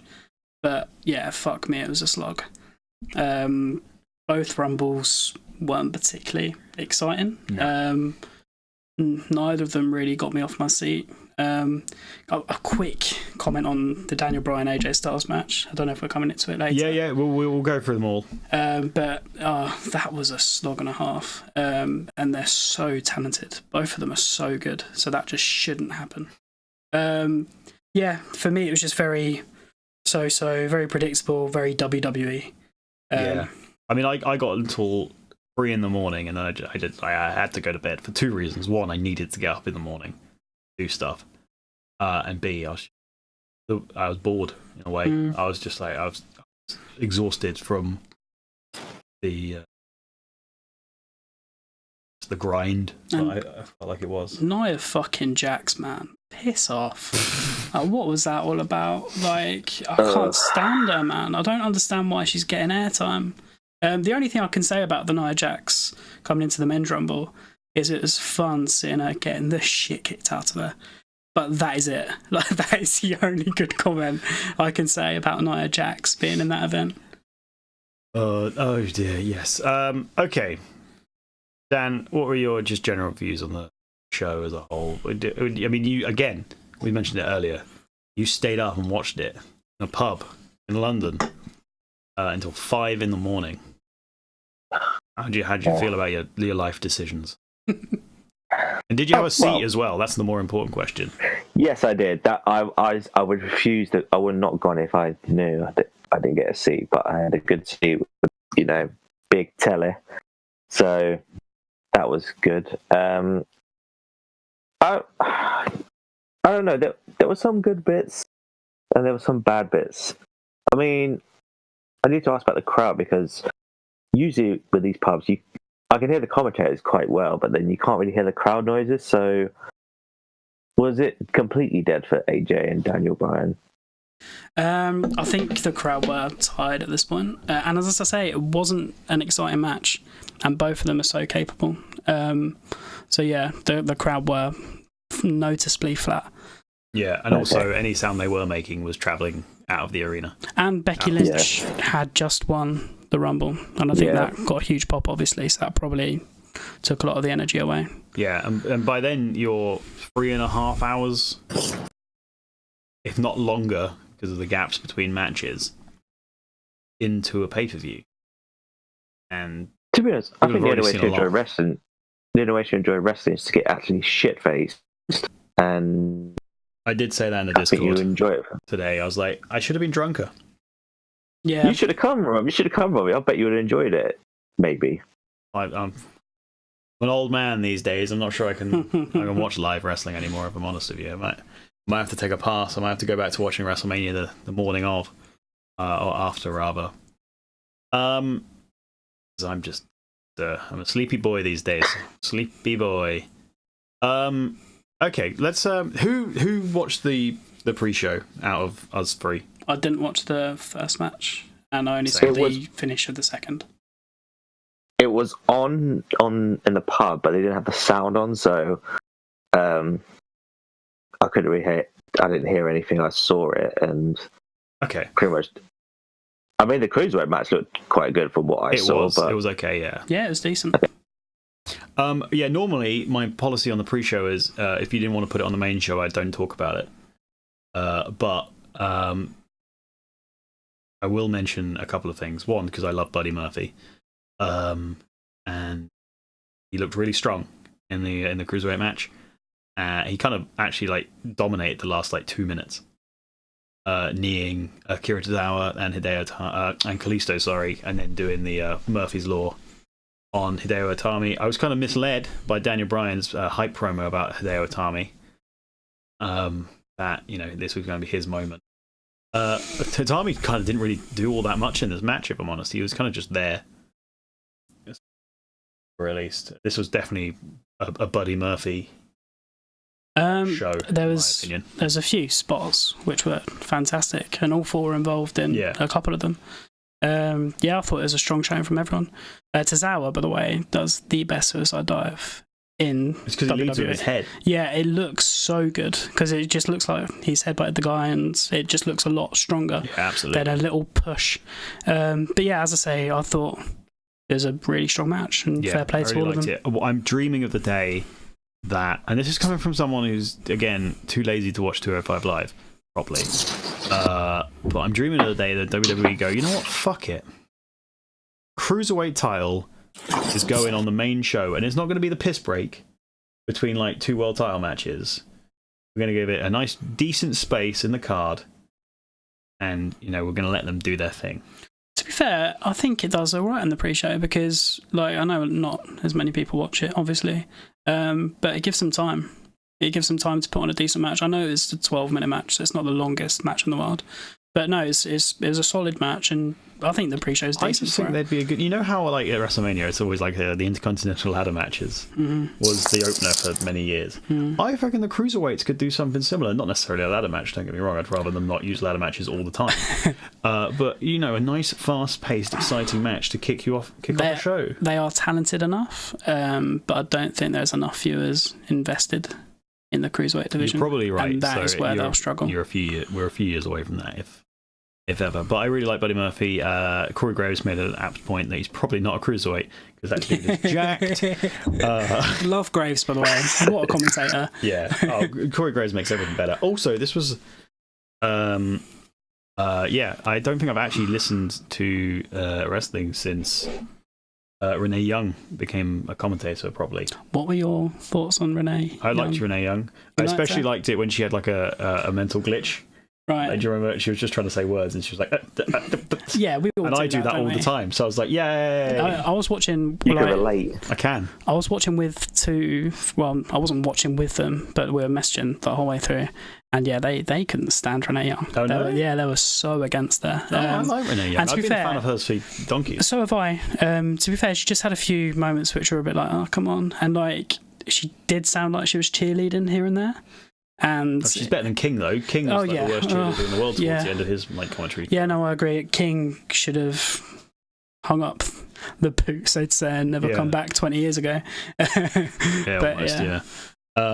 No, I really enjoyed Renee Young. I was a bit annoyed actually when I realised that they'd replaced her for the men's Rumble and brought out JBL and King. I was like, here we go. Here come the jokes. The shitty jokes, may I add. Yeah, the jokes. I like JBL. I like JBL on the commentary. I know he's meant to be this bell end in real life, and I'm sure he is. But as a commentator, he brings something funny to it for me. And obviously Graves and JBL, straight away there was chemistry there because they're both quite similar when they're talking wrestling. And but as you say, King, come on dude, just stay at home. You must be tired, you're old. No, have some sleep, pal. There's no need to come back in. You know what, invite Percy Watson round, have a nice little sleepover, you and Percy and hang don't out. leave. Dan, what are your thoughts on Renee Young as a commentator?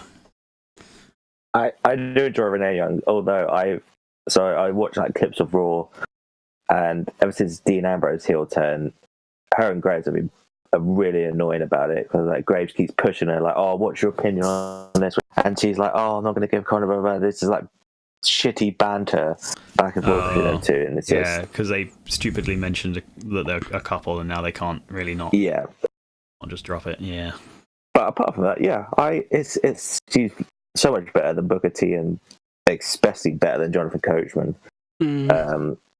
Coach. Yeah, so it's nice fresh. It was a nice fresh voice to hear. Excellent. I think her and Graves actually do work well together. So I like them. So do I. Yeah, and like I obviously they've overdone it. But the Dean Ambrose thing for me, I quite enjoyed it in a way. Like I like it when WWE bring like real life stories into the work, because I do think it works sometimes. But yeah, for me, Renee Young, she's so face, so for her to be sticking up for her husband, which she has to do, it is a little bit confusing, and it's like, oh, I don't know, it's probably best to not mention it as often. Probably probably. Okay, and the other again, we're not going to talk about Rude and Chad Gable defeating Razor and Scott Dawson. Right, why the fuck was that match put together? I don't have a fucking clue. I was literally going to ask that question because I was so confused I think there's been rumours that Dawson and Wilder are leaving WWE, and I don't know if maybe Wilder has maybe got in trouble with WWE behind scenes. Obviously, this is just a rumour I've heard. There's no like genuine truth to it, as far as I'm aware. But maybe that's why this has been put together. But it's just fucking odd. Where's Akam? He's injured. Is he? He's you can understand that. But yeah, for Dawson to just kind of go in with Fraser, it's all very odd. Well, they didn't win. Bobby Roode and Chad Gable won, and that's all I can really say on that match. I did see on the pre-show that Drake Maverick was doing a promo, and I guess in hindsight it was regarding this, but it was muted. Right, okay. And again, I didn't watch the match. If the Revival are leaving, then I hope they go to All Elite Wrestling and feud with the Young Bucks forever. I'm really worried that it's only going to be one of the two that leaves. And then what does that leave for Dawson if he stays? That's my genuine concern at this stage. I think he'd be screwed. Yeah. Personally. World title push. There we go. World title push. I'd love it. Bit of psychology going and just general, not quite cheating healing. That's what I love about the Revival, is they're always just bending the rules, but not quite enough to be disqualified. And they're always fun to watch, aren't they? I love them. They're very good with the crowd interaction as well. Yeah, so many enjoyable. good NXT shows involving those guys. Love it. The final, it was actually the middle pre-show match, was Nakamura beating Rusev on Rusev Day of all days. How many people would you reckon have said that joke in the last 24 hours? Probably a few. Probably a few. Yeah, right, just one or two, mate. Yeah. Shocking stuff. The match itself was quite average. It's the ending that I need to mention, really. Sorry, Dan. I was going to say how far fallen Nakamura has. Last year he won the Men's Royal Rumble and was in a big match at WrestleMania, and now 1 year later he's in the fucking pre-show. Yeah, I mean he did win the title in fairness, so he's not. But it's a title that might not appear on the WrestleMania show. It's one of the middle ones, and it's the lesser of the two. Yeah, the match itself was whatever. It was kind of a TV match, I would call it. And then it ends in it's just a very dumb way. So Nakamura, in the most blatant way, is taking the top turnbuckle off, the pad off. The ref apparently didn't go to Specsave, was blind as a fucking bat. Lana, good guy Lana, gets up on the ring, conveniently takes off her heels, so you know something's happening. Says he's cheating. The ref, instead of bothering to gander over at the corner to see Nakamura blatantly cheating, looks almost intentionally the other way, and just doesn't see it. Pad is removed. Not that it comes into play. Rusev then attempts to knock Nakamura off, apparently also blind, because, I mean, how did he not know Lana was there shouting at Nakamura? I mean, he's blind and deaf, apparently. Nakamura moves, Lana falls off the apron, hurts, in quotation marks, her ankle, which will come into play in the Women's Rumble. Rusev, meanwhile, gets kicked in the back of the head and loses. So, a bad day for Rusev. And honestly, I wouldn't have mentioned that match if it wasn't for the female Rumble later on. Now then, on to the actual main card. Asuka, champion, defeated Becky Lynch via submission. I know you've got thoughts about this. We've got varying views, and I'm quite happy with that. I was surprised. And for me, I like to be surprised when I'm watching WWE. I understand people's thoughts that Becky Lynch shouldn't have tapped. I get that completely. Weakens her character. But I enjoyed it. I was surprised, as I say. And for me, it was nice to see Asuka win that way, win cleanly and not have some screwy finish. She looked strong. Exactly, that's it. I would argue that she could have looked just as strong by making Becky tap out. Pass out. Yeah, I agree. But then that might be protecting Becky slightly too much, and that's taking the emphasis away. I've got, like, this is controversial here, and I'm probably going to get slated. What are your thoughts on this whole Becky Lynch rise? Like, how do you feel about Becky Lynch becoming this almost Steve Austin-like cult figure? I've missed most of it, obviously, because I haven't been watching TV, but it's damn well been long enough for her. Like, she deserves something. Yeah, that's fair. Because previously her title reigns have been naff. She always seems to be the forgotten child. So I'm delighted to see her have a more badass, tough girl guy attitude, and the fans are obviously digging it as well. Yeah,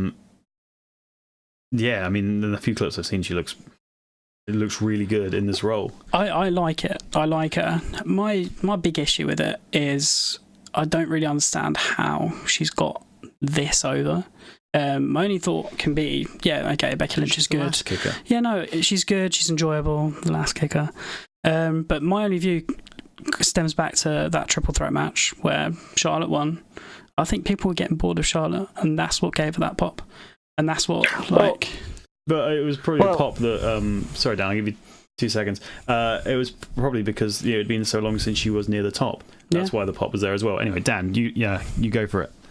Well, I was going to say, if you look at the storyline perspective, she went on like this month or two winning streak, gets the title opportunity. Charlotte just walks in, comes in the last minute, takes the title away from her. Like, how could you not like? Do you think that's what sparks this massive Becky Lynch surge, though? Yeah, absolutely. Because misuse, bad booking of her. Yeah, yeah, exactly. Because the obviously she was beating everyone. she got the title opportunity. It was going to be her and Carmella. I think everyone was assuming Becky Lynch would win and be like, oh, it'll be a nice title reign. Mm-hmm. And then when they threw Charlotte in, I think people realised, oh shit, Charlotte is the, what the WWE want as their top women. So it's like pretty much like the Roman Reigns effect. Yeah. She automatically gets booed. Becky comes here, and then they tried to make Becky a heel out of it, and obviously the fans are like, no, we screw want you Becky. guys. Yeah. Exactly. Yeah.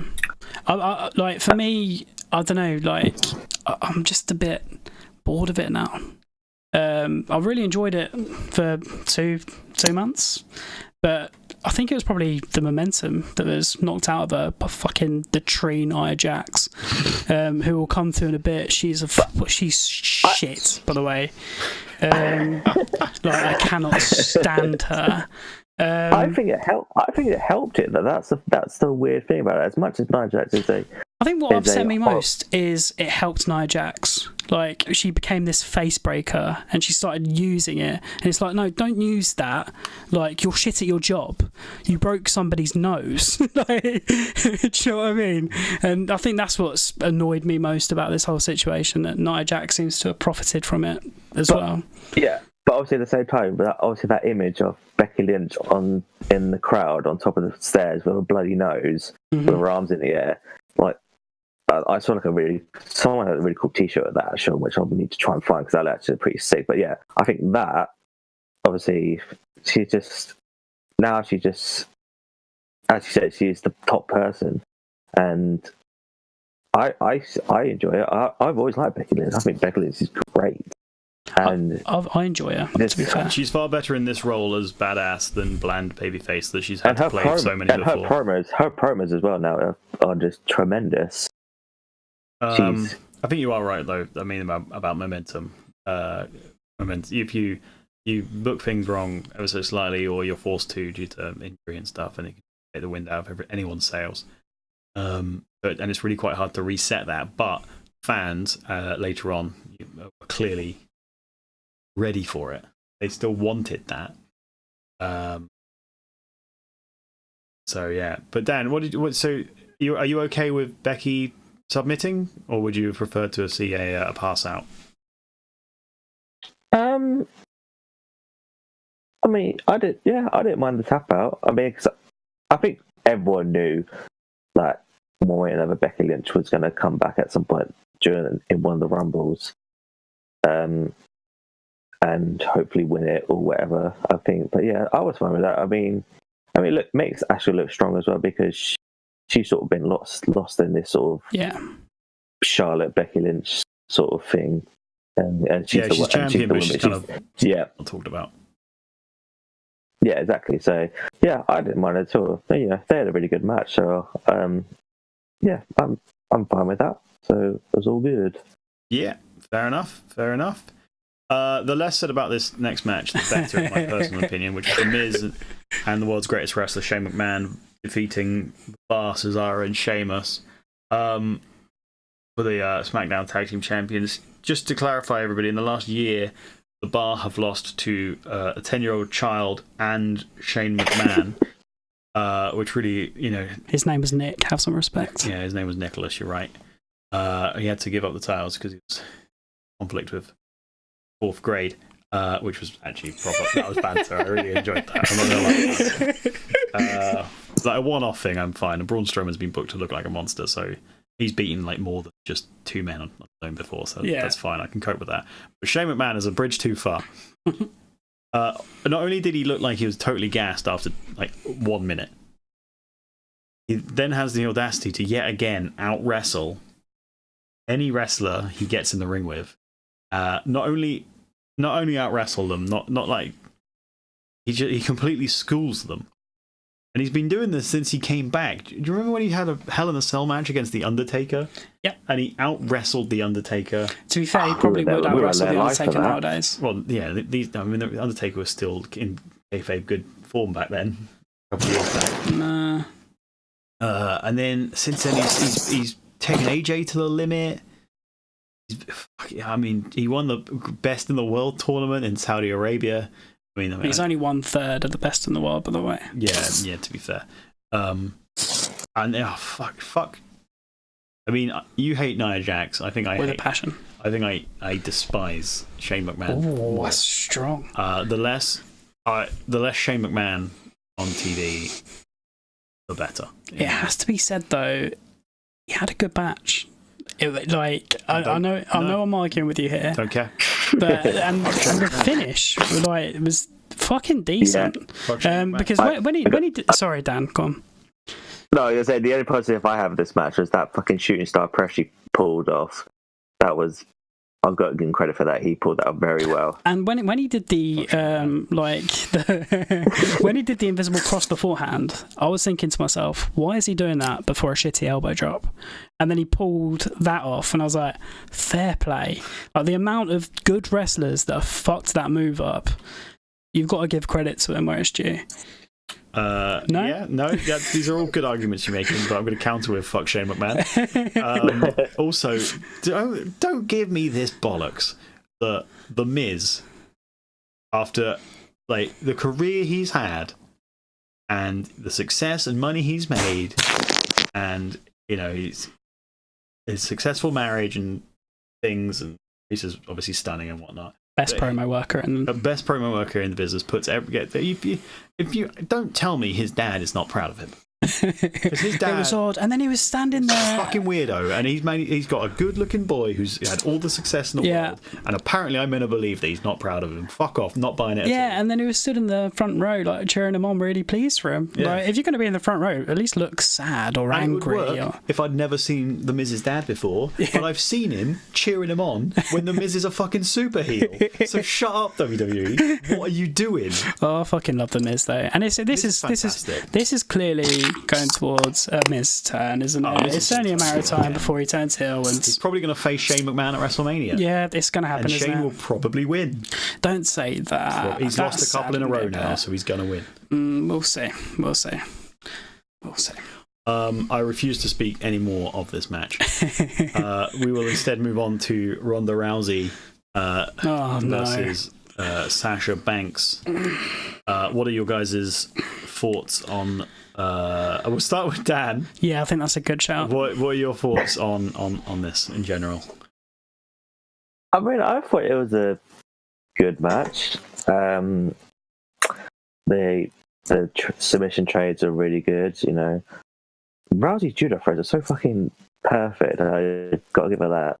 The only thing I hate about her is she fucking keep talking when she's doing moves, pandering to the crowd, so she can go do one for that. But she's got a bit of a gob on her, doesn't she? In a way. I thought it was good. It was all right. Better than expected. Some are saying match of the night. I read on Twitter. Genuinely, I read that on Twitter. What's your say on that, Dan? Match of the night? Nah, I think. Nah. What would be your match? It's a tie between Asuka, Becky, or Balor and Lesnar. Okay, so not match of the night. And Ross, what's your opinion on Ronda Rousey? Right. To be fair to her, she is so good in the ring, considering the limited time she's had. I've got to give her her dues there. But fucking hell, the character, the gimmick, the promos, nearly everything else about her I fucking loathe. And I mean that in the strongest possible sense. I hate the fact that she's this dominant champion and she's the baddest woman on the planet. Yet every promo she shoots, she looks like she's about to cry. Yeah. Fuck off. Sort yourself out. If you're the baddest woman on the planet, act like it. Don't be this pussy little bitch that's gonna cry every time somebody says something a little bit horrible to you. Do one. That's my view. Well, fair enough. And I'm not a massive fan of Sasha Banks either. I thought she was incredible when she came on the scene, and she was really enjoyable to watch. But I think the Suicide Dive is probably the most appropriate name ever when it comes to Sasha Banks performing it. She did one in this match, and it looked like she wasn't going to die, actually. Yeah, no, she didn't look like she was going to break her neck. So, yeah, fair play, well done. You didn't look like you were going to die in one match. Proud of you. But, yeah, to be fair, it was an okay match. It was a decent match. As you said, transitionally, they were fairly good. So it was a bit messy here and there. But, yeah, I just can't stand Rousey. The quicker she's out, the better, as far as I'm concerned. I also don't like Rousey. I think people give because she's not shit as people thought she would be. They're giving her a lot of credit. I don't need her character. I don't need. I'm sick of dominant champions coming in from outside. I don't need a female Lesnar. Sasha Banks just got lost in the shuffle yonks ago, considering a couple of years back she was trading the Raw title with Charlotte every other day. Since then she's weird feud with Bayley as far as I can remember, and that's pretty much it.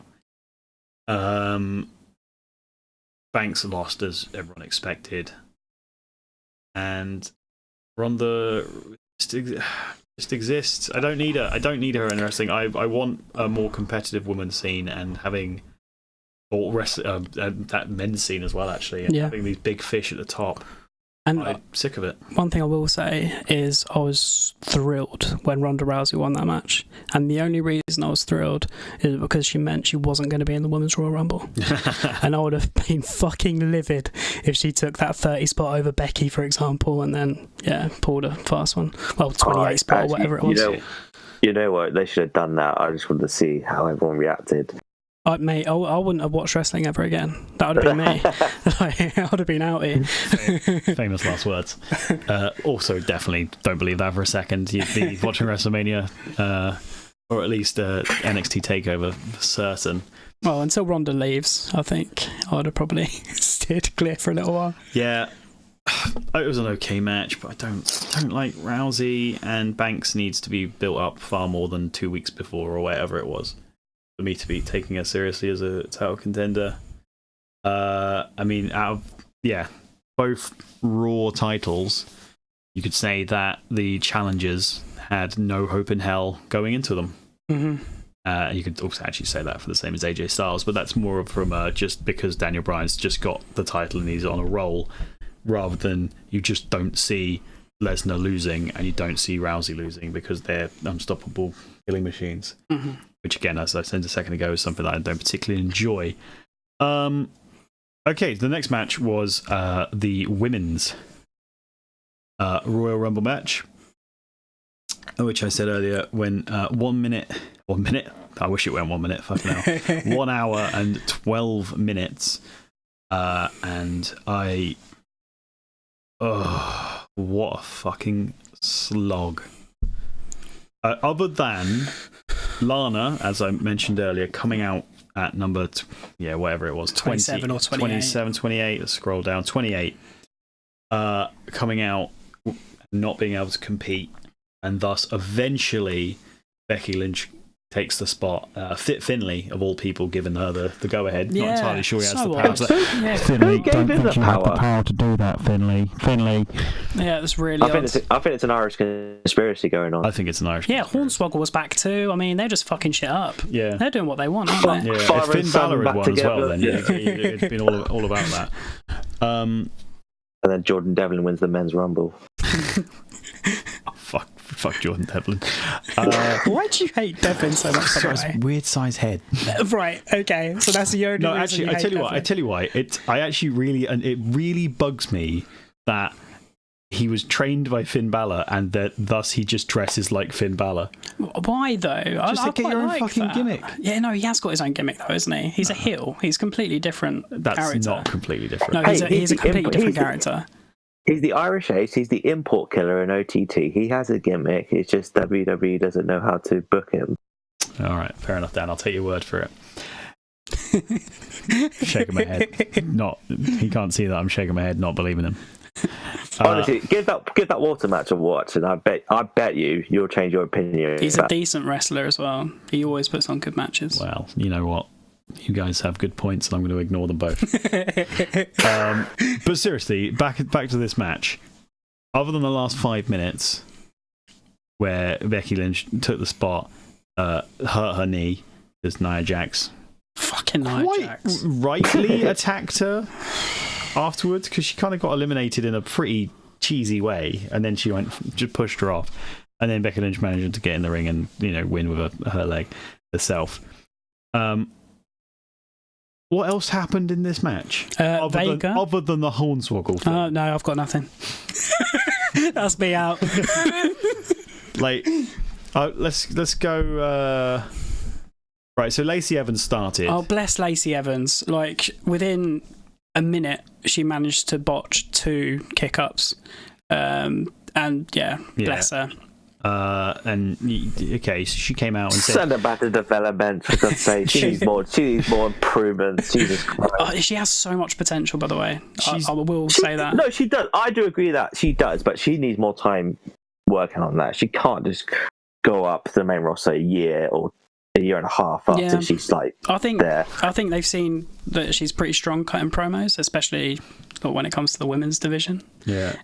So they just thought, okay, we'll give her a chance. But yeah, no, I agree. She probably does need a little bit more. Well, to be fair, being in the Rumble doesn't necessarily mean you're being called up. I mean, Cole was in the Rumble last year, for example. All of these NXT women here are. Lacey Evans is called up though. She's been part of the cameo bollocks between Raw and SmackDown. Yeah. God. Okay, fair enough. I just want to make a comment on her, because I haven't seen her before really at all. Is that she's another person with a gimmick of, I'm going to clean up the WWE, or I'm the what's Dean Ambrose's one? I'm the conscience. Yeah. And Daniel Bryan is the super vegan. Don't you think it works better with women though? Like women, like you're almost. I love a bitch. I'm not gonna lie. Like especially you're a big fan of Stephanie McMahon. Mate, she's cool. What? Bliss, by the way, is the one. Like she's by far the best talker. I'm a little bit in love with in the WWE. I just love a bitch. I think they bring a lot to WWE. Whereas, when a male does it, you're like, nah. No. I like Daniel Bryan's gimmick, by the way. I just thought I'd add that quickly. Go on, Dan. Stephanie McMahon's not a bitch. She's just an absolute knob who who seriously just. If one day she disappears, I'll be like, you know what, good riddance. Thing is, though, she's so good at playing the villain, and she probably isn't a great. She is not good as a villain. No. She is just so self-centered. Just puts herself over. Doesn't put any of the talent over. It's just ridiculous. Well, it's the same in that whole family, I suppose, isn't it? Triple H is pretty much on that same level. At least Triple H nowadays has sort of calmed down. It's like he doesn't talk down to people. Definitely. What I'll say about her though is she's so good at getting a crowd to turn on her. So's Vince. Like both of them are almost in a league of their own. And Elias, by the way, when he was proper heel, he was fantastic too. But yeah. So I return you to. I thought of another spot, by the way, that happened in the Rumble. Maria Kanellis stamped on Alicia Fox's hat. Yeah. Which was, I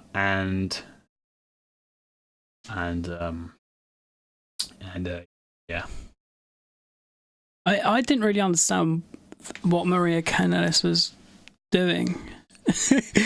I used to be in love with Maria, by the way. Like she was genuinely my crush as a 14-year-old boy.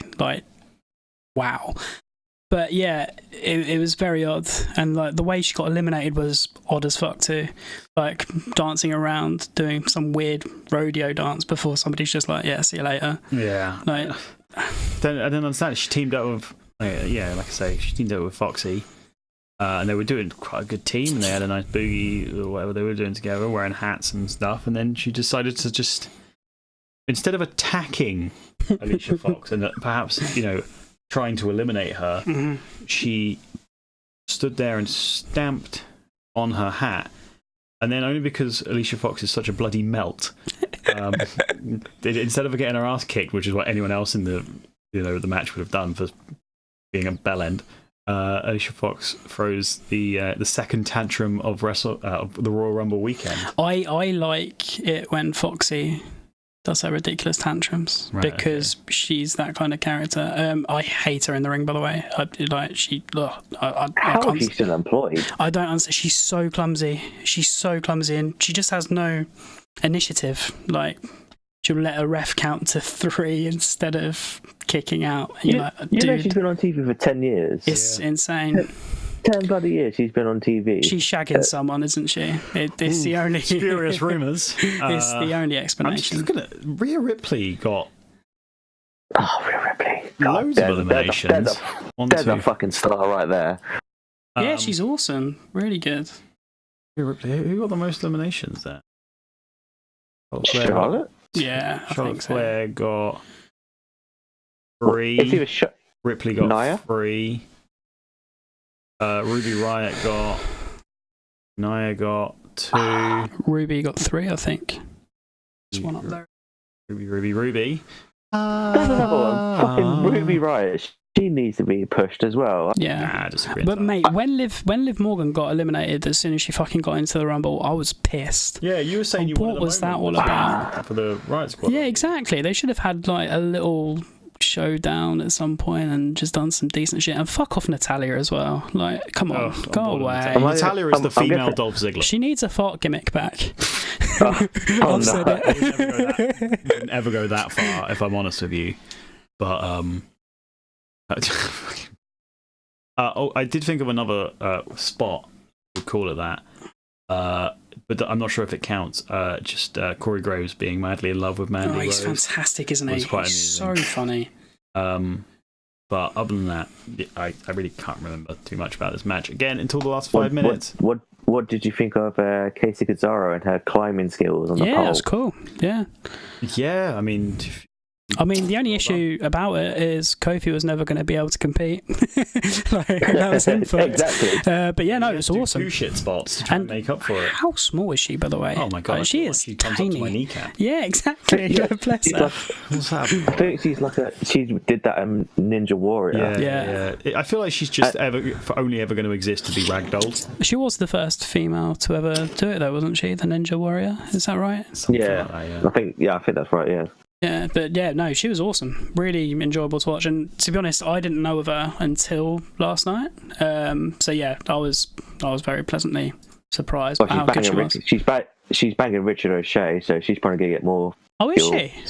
Skillful by in a few months. So. Oh, that's cool. Also, isn't Roddy Strong married to Marie Shaheef or whatever? One of the Yes. Stooges, yeah. Well, maybe she'll get better then. You have to think that maybe they're... I'm pretty sure AJ Lee cut a promo on this subject in particular that talent isn't sexually transmitted. No, I know, but I think Roddy Strong has actually been not caught on air. He said it. He was happy to say it, that he is training with Maria Shaheef to make her better. So who knows? Well, I mean, yeah, I mean maybe, but at the same time, Brie Bella's still shit, and she's Oh my married to god! one of the best wrestlers in the hang world. on. So I'm so happy You're not she a wasn't fan of Brie involved. mode? Oh mate, she's so bad, bless her. Like the two suicide dives in a row, like one after the other. twatting Liv Morgan in the face twice. Yeah, nearly dying while performing a suicide dive as well. Yeah, I'm glad she's not wrestling at the minute, and hopefully never again. Salisbury. Well, there we go. You know what? For a match where nothing happened, we managed to talk about that for a little while. So. We barely spoke about the match, though, shut did up. we? Don't mention that. Shut up. Nothing happened. That was just Yeah, It was dull. An hour and 12 minutes of nothing happening. Actually, no, sorry. An hour and 5 minutes of nothing happening, and then Becky Lynch. The last thing I will say is fuck Nia Jax, and I think that's fair. I think that's a fair I comment. agree with well that. I made. agree with that statement. We're going to return to her later on. Unfortunately, we're not done with Nia Jax. Because she ain't like most girls, apparently. That's what I'm told. The next match is Oh, by the way, you know Nope. she's Rock's cousin, right? Oh well, why didn't you mention that? Suddenly I like her a lot more because she's the Rock. I like Roman Reigns now too. Wait, is Roman Reigns the It Rock's turns cousin? out Roman Reigns is the Rock's cousin. Oh, I feel bad. I would have cheered him all this time had I known everyone that. loves Roman Reigns now. Oh, good old Reigns, Reignsy boy. And if you don't like Roman Reigns, then you're going straight to hell. That's so strong. I'm gonna go on record as saying I don't like Roman Reigns. I'm gonna go on record and say that if Roman Reigns had returned at the Rumble, I would have been annoyed. Yeah, that would have been really shit. Listen, you got to take the leukemia out of it, and because that's obviously horrible and stuff. Yeah, horrendous. But I still don't like how he's booked as a wrestler, and you cannot change that fact. And the fact that I wonder if he would have got booed. Pardon? I wonder if he would have got booed if he did come back. We were trying to talk about this. I think it's one of those where he would have got a pop, and he would have probably been cheered while the match was going on. But then the next day, people would be like, "Wait a minute, what the fuck?" Like, how long ago was it? 3 months ago that he said, leukemia's back, I'm not gonna... I think it would have been like when Randy Orton won the Rumble. Everyone was like, yeah, oh, hang on a second. Randy Orton just won the fucking Rumble again. Cheering because Reigns didn't win the Rumble. Yeah. Anyway, get well soon. Yeah. Women's Rumble, meh. That's my opinion. Meh. And the next match was pretty meh as well, in my opinion. Daniel Bryan versus AJ Styles. Pretty meh. Dude, How the fuck did this not like... It's not the first time that, there's been a dream match that hasn't delivered. This should have been the best match of the night. What is it with AJ Styles and dream matches? And for some reason, it just never works. I'm telling you, it's the WWE booking style. I suppose. No, the only thing I do agree with that. The only other thing that kind of comes to mind is the fact that Daniel Bryan's obviously a heel character now, and maybe that's why he was slowing it down over and over. Maybe they thought, right, we'll dilute the moveset slightly, and they've gone along with it. But Daniel Bryan versus AJ Styles should never be a dull match. The fact that it went on for 25 minutes and there wasn't really any fucking hell, that was awesome moments just speaks volumes. Well, are you saying that when Eric Rowan came out wearing a lovely checked shirt, so odd, odd, and face chokeslammed AJ Styles for Bryan to win, are you saying that was a bad moment? What the fuck? That's a great moment because I can't wait for this now. It's going to be like the new Straight Edge Society, but now just full of vegan people. I was about to say the exact same thing. Is he vegan as well? I was about to say the exact same thing. That's definitely what they're going for, isn't it? Probably. I don't know if he is, but obviously you could. It could be a character anyway, but to be fair, I think he needed a character change as well. He's been this, he's been Rowan. He's been this big monster. Harper and Rowan for years now, and it's nice to kind of see him in different fucking clothes. But also, the Bludgeon Brothers look really fucking dumb with their plastic hammers. I'm just saying it. Yeah, it's nice to not see that ridiculous. Why couldn't they just come out as Halloween big bearded guys who beat people up? Why did they have to have a big dumb? Yeah, it was odd. Fucking gimmick. It was odd. I hate gimmicks. Blatant. I hate obvious gimmicks rather, like big cheesy gimmicks. Not into it. Yeah, when they work, they work. Two also I hate. Go on. No Way Jose. Just saying it. Way. Just Jose, yeah, that was a never very been a fan. I don't understand the pick. Never been a fan. Why he was in the Rumble, bless him. Sorry, where were we? We were basically saying that this match in general was really fucking disappointing. Yeah, and Rowan was probably a highlight just because it was unexpected, and that just speaks fucking volumes that that's what we're talking about when it's Daniel Bryan versus AJ Styles. Yeah. Could have been a worldie, should have been a worldie. Eric Rowan steals the headlines. What a bizarre fucking world we're in. Yep. I don't actually have anything else to say on this match, if I'm honest with you. Dude, I'll be honest, right? I was messaging my two friends at the time, and I actually said, I can't watch this. I had to have a break. To be fair, we were, halfway through a fucking Rumble, and it had been a long slog anyway. But this match was boring me to the extent that I left the room, made myself a ham sandwich, stayed in the kitchen, and then came back after I'd finished that sandwich because I just needed to get away from the screen. Yeah, and that just goes back to show that a fucking 5-hour show is too much. And that AJ Styles and Daniel Bryan really should have pulled their fucking fingers out. Yeah, I mean, yeah, that too. That too, my friend. Dan, do you have anything else to add about this match? No, there was nothing. Just general disappointment. Yeah, I mean, they've had two good matches before, so... But, yeah, it's just... I think neither of them were really heel at the time, though, were they? And maybe that's Well, the second one they had, was it TLC? I think that's when he was where his heel sort of where it was. I've been so into the new Daniel Bryan up until this point. Oh my god, his promos have been amazing. They've been fantastic. He cut one on the Royal Rumble Access about all the merchandise. Mm-hmm. That's literally like one of the best things I've ever seen. Oh yeah, he was on the pre-show. He was cutting a promo about the special Royal Rumble burger. Yeah, I didn't. Which I is couldn't basically hear it, but a burger with what looks like 2 chicken nuggets stuck into it. Jesus, like on a stick. So it's basically a burger and nugs. And nugs. I was sitting there going, if that was like 50% less greasy, I would be all about that burger. Yeah, no, I'd probably munch it anyway, to be fair, yeah. No qualms. I mean, to be fair, I've eaten quite a few WrestleMania hot dogs in my time, so I have no shame. But hey, if that's what you give me a choice of nachos or hot dog, I'm going to go hot dog. Do you know what you are, Rob? Fickle. Impotent. Yeah. Not impotent. If Rob's girlfriend's listening, sorry. Well, hopefully she's not. Because Christ. Just to confirm, I'm not impotent. He is. No, I'm not. He is. No, that's not even accurate. Anyway, let's talk about something other than my impotence. Or lack thereof. Let's talk about the Universal Championship match, which was Brock Lesnar versus Finn Balor. This surprised me. Yeah. I was expecting the Incredible Hulk smashing Loki about in that one scene in the Avengers. And yeah, Finn Balor had a much better showing than I was anticipating. For me, strong statement, I know, but it was probably match of the night. I really enjoyed it. I thought they told the story well as well when Brock obviously had his injury. I really enjoyed the match. I thought they did it very well, and it's probably Brock Lesnar's best match in about 3 years. Probably speaks more about Finn Balor than it does Brock Lesnar, but still. I really enjoyed the match with Lesnar versus Bryan.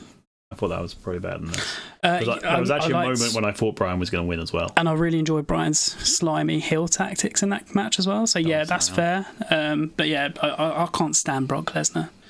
So that's probably... I remain to this day an avid Lesnar supporter. Simply, I wish he wasn't champion. That's a different fact entirely. But I do enjoy the fact that he is the original, because I know you've got fucking Rousey and you've got Baszler to some degree in NXT. He's the original different style of wrestling where his matches are completely different to anything else on the card. And I get why people are sick of it because it's lasted a while now. But he's got an aura about him and I do enjoy it. And I think WWE panicked when Reigns left and just went, fuck Lesnar title, when they could have gone, but let's do something different to what we've done for the last few years and have Balor win a tournament then and there and have these smaller guys facing each other. That's the thing, like we're at this sad stage at the minute where it feels like the only 3 people who could genuinely be a champion. I know Rollins has come into it now, but the 3. I still feel. He's an underdog in my opinion. Yeah, but the 3 I was going to say are Brock Lesnar, Braun Strowman, Roman Reigns. And it's sad that we're at that stage because I don't really want any of them to be champion. I want to see, but Strowman maybe, but I want to see something different. I want to see something unique. And SmackDown, for the most part, are dicking all over Raw at the minute. Yeah, the quality is so much better. The other thing I enjoyed about this match was the ending, actually, because again I said earlier that I was only half paying attention to this match when I was watching it again this morning. But I like the fact that it ended out of nowhere. Yeah, it was a good ending. A quick good submission, finish. And that's that. That doesn't happen in other matches. It's only a Lesnar thing, and that's interesting. I said earlier. What do you think of it? Oh, go for it. What do you think of his face that he made when he? The memes have been fun. That's what face. He can't help but make great faces. I reckon he's on commission by He's some the meme. reddest man. Him and Phil Jones must be the 2 reddest men in the world with the weirdest facial expressions. Yeah, he gets red and sweaty quick. Oh yeah. Quicker than me, and I get red and sweat quick as well. It's got to be said. Even though you're impotent. Even though I'm impotent. Believe it or not. I said earlier that I had a theory, and I stole it from somebody on Twitter, I will admit. But I went, yeah, I can see that, because the way it was kind of set up. Because Balor did all right against Lesnar. Did really well. I didn't buy into any of the near falls or anything, or chances like I did with... that's the thing. When Lesnar fought Bryan, I knew Lesnar won, and watching the match afterwards, I still almost fell for some... if I'd been watching that live, I would have fallen for those false finishes. Didn't have this in this match, but Balor still had those moments, storyline wise, where he was doing pretty well. And I reckon potential rematch and a return of Balor Demon and wins, brings out that extra oomph. Yeah. What do you reckon, Dan? What do you think of the match in general, and what do you think of that idea as well? Yeah, I mean, I thought the match, like I said, I thought it was going to be a 5-minute Brock Lesnar ass whooping, just suplexing Balor around and just Balor maybe getting like one tiny bit finger and that's it. But I mean, it was a really good match. I really enjoyed it. I heard like Lesnar likes working with like guys like Balor, Styles, and Bryan, all that lot, because they make him look like a bloody beast. They definitely bring out the best in him. Oh yeah, definitely, for sure. Demon Battle. I think this might be just a one-time thing, and that's it. I don't know what you do in Balor now. Like, I don't think they're going to put. Obviously, I imagine it's going to be Rollins versus Lesnar at Mania. So, I want Balor more involved in the title picture, and yeah, maybe you're right. Maybe because of the way it's set up, that Lesnar will lose to Seth, and I'm fine with that. Yeah, when Lesnar fucks off, it'll make WWE more interesting. Like, Raw's going to be interesting again. I'm not going to know who's going to be next in line, and obviously you've got McIntyre, you've got Elias, you've got Balor, you've got these, people who should be pushed, and they're not getting that because Brock's this almighty prick that just won't give up the fucking title. If you're going to be the champion, turn up to every PPV at least. That's at the minimum. He doesn't even do that. More pay-per-views. I don't mind him being a pay-per-view only guy, but yeah, and to be fair, that's been a crux of the argument, which I can't defend, despite the fact I've loved him since he basically came back.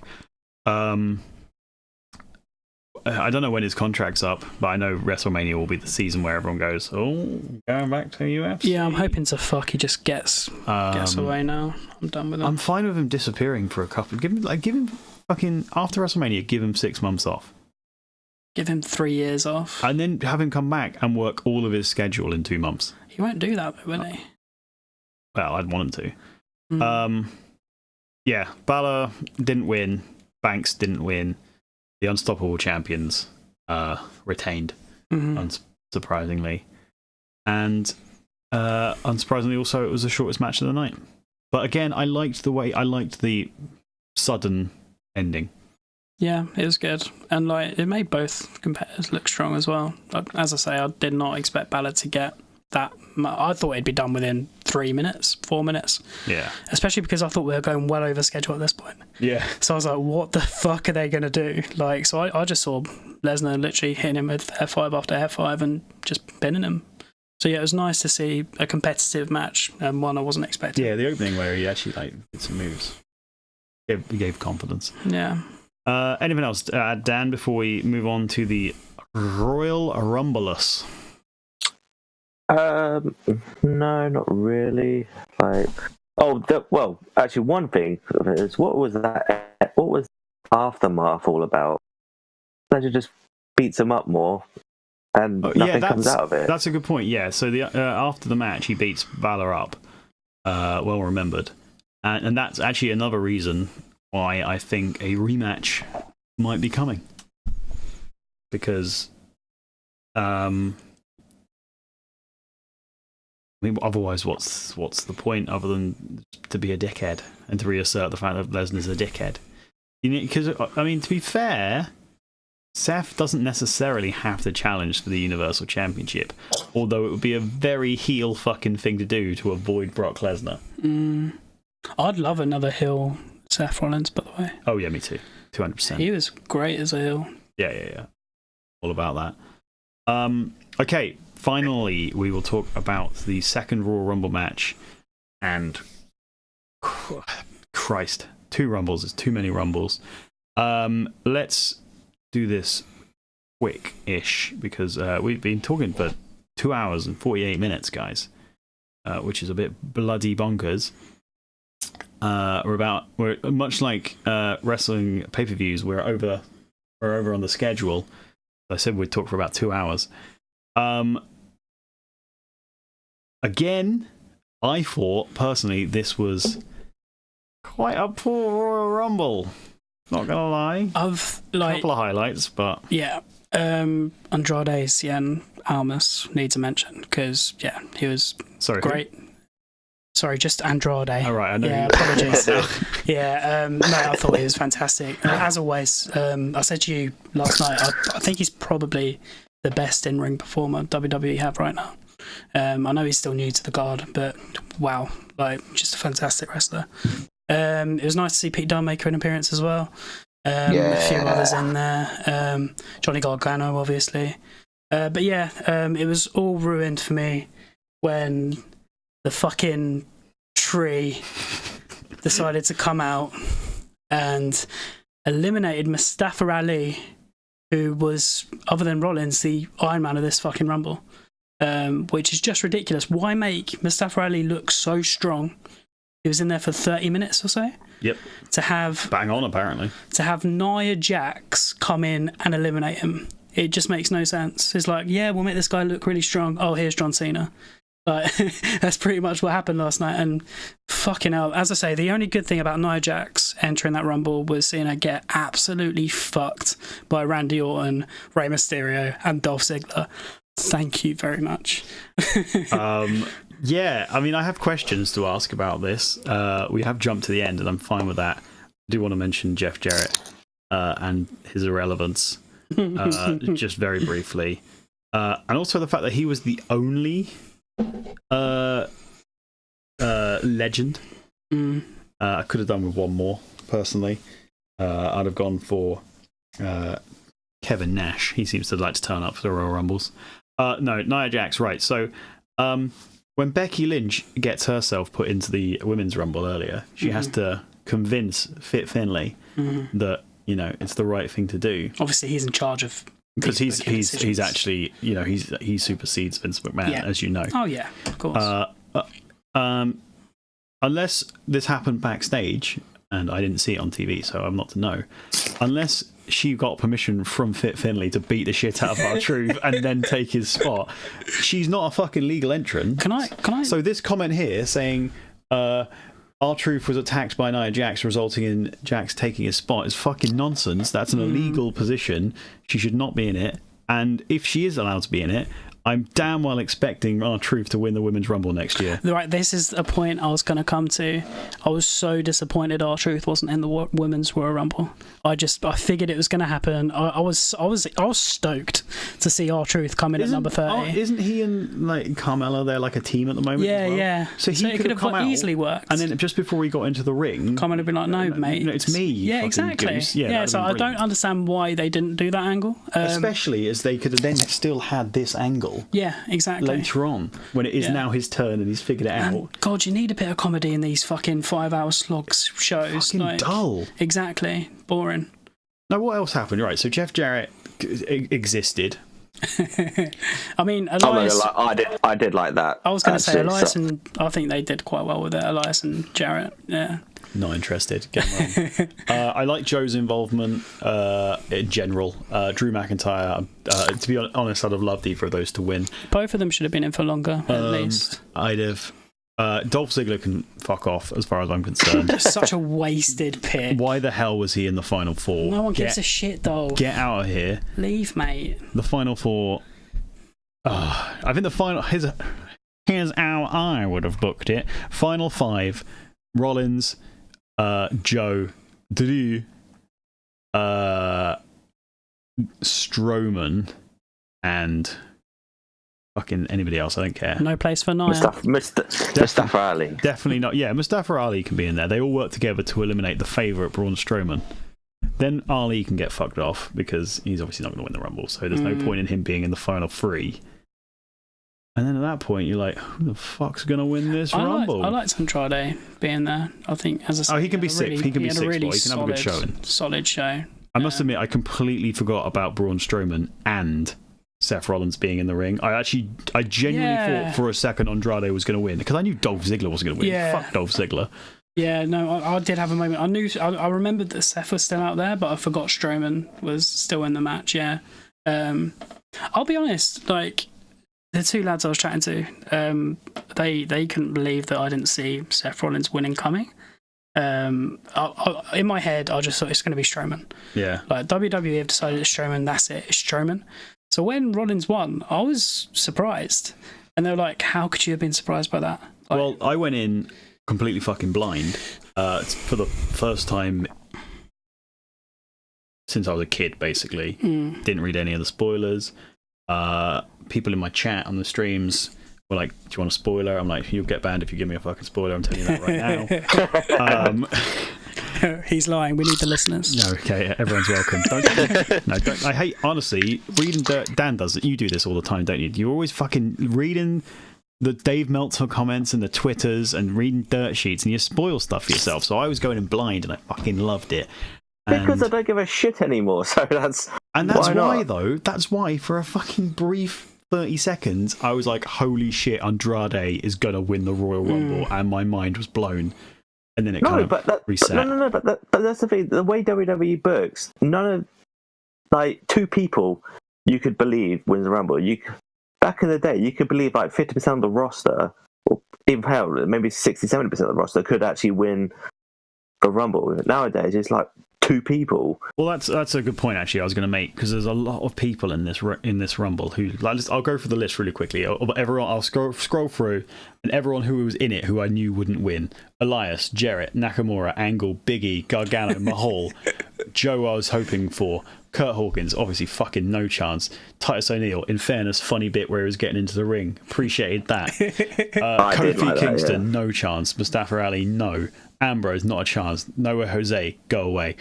McIntyre again, I was like, yeah, I can dig this. Woods, no. Peter Dunne, no. Andrade, you got me at the end, but I wouldn't have expected going in. Apollo Crews, no chance. Black, no chance. Benjamin, no chance. Corbin, no. Hardy, no. Mysterio, no. Bobby Lashley would have been a fucking travesty. And then Ziggler and fucking Orton and Nia Jax, I'd have had a heart attack if any of those had won. But that was like, what was that, like 24 people I just listed? That's WWE's fault because so many of them are so talented and deserve a bigger stage and deserve to be pushed more. So yeah, it's a travesty. And they've got all this fucking airtime. Yeah. And none of this happened. Can we briefly speak about so Kofi Kingston, right, has two spots. The first spot, yeah, okay, I'll appreciate the kind of dreidel role that he did to get back in the ring. Pretty sure he eliminated himself earlier though. The second spot, that was the weirdest thing I'd ever seen. Why did he decide to just jump out of the ring to Woods to then pretty much, I'm pretty sure his feet touched, to do that weird sort of somersault thing for no reason whatsoever? If he'd been thrown out, I'd get it. But from what I saw, he dives out. Like, he actively tries to. I've been hoping for several years. I mean, this was Kofi Kingston's 12th Rumble. So I think for at least the last 6, I've been hoping that Kofi Kingston was going to try and do his funny business and some uber heel. No, not fuck up. I don't want him to fuck up. I just want him to try some funny business and an uber heel to have fucking none of it and just take him out and just like kill him. Yeah. Not literally, but like just like no funny business with me. Like Samoa Joe would have been perfect for it. Drew McIntyre, did kind of do that, didn't he? It was just I just didn't understand the spot in the first place. Was it to make Wood strong? I didn't get Kofi's spot last year with Corbin when he was standing on the new fat ring post with all the lights on it. Oh, that's a good point. I can't remember which match it was. I think it may have been Spanks versus Rousey. Somebody shoved somebody into that post and it broke. and by that I mean they turned it off. Yeah, I thought that was pretty. Yeah, but yeah, last year Corbin did the swipe with a fist, try and knock him off. And no. Last year was the pancake one. Oh yeah, you haven't seen it. Oh, okay. The year before then, in that case, the one I'm talking about, because you're right, I didn't watch last year's Rumble, and that was very dump as well. What was the pancake one? So basically, what happened was, Jinder Mahal eliminates Big E and Xavier Woods. Xavier Woods was like lying on the floor, then Kofi goes over, and one of Kofi's foot hits Xavier. Like Xavier Woods catches his foot and puts his foot on his body, so technically he hasn't really touched the floor. And then Big E put some pancakes on the floor and actually put his foot on there. And then they literally... I hate this immediately. Yeah, it's pretty fucking naff.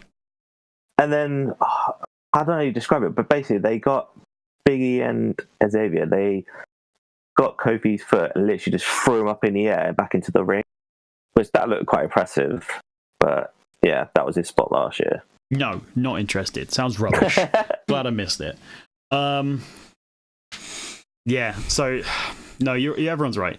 The fact that there's not enough competitors who you could buy, especially in the early stages. I mean, the first serious person who comes in is at 8. And that's Joe, and then Rollins follows after that. And then you get another fucking massive gap until 16. It's just too sparse. I was disappointed by Elias's Rumble as well. Like, I feel like he's got enough following and support to actually take on a much bigger role than he has been lately. And he's got the popularity as well. He's funny as fuck. So yeah, it was a shame to kind of see him go out after 15 minutes. I thought he deserved a little bit more than that. Especially coming in at number 1. Didn't really do anything really after that first 1 minute and 19 seconds. Yeah, after hitting Jarrett with a fucking guitar. That was it, really, wasn't it? Just 2 spots I want to mention before we wrap up. And if you guys have got anything to mention, feel free. I really enjoyed Pete Dunne versus Aleister Black in the middle of the ring every so often. Like they did the classic finger spot and they were just trading blows. Really enjoyed that. And then on a more negative note, Big E force feeding one of the Singh brothers pancakes from his underwear. Right. Gross in general. Yeah. And B, there were fucking pancakes in the ring for the rest of the fucking Rumble. The referees, try as they might, could not get rid of all of those pancakes. And that just really pissed me off, I'm not going to lie about it. It's like people are doing moves onto weird cold pancakes. I'm happy about it. And anyway, that's my opinion of the Royal Rumble. I hated it as much as if Big E tried to force feed me underwear pancakes.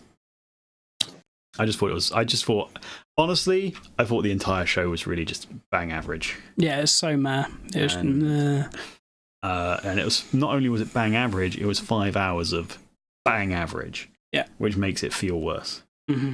Dan, I will give you the final words as we wrap up this 3-hour slogfest.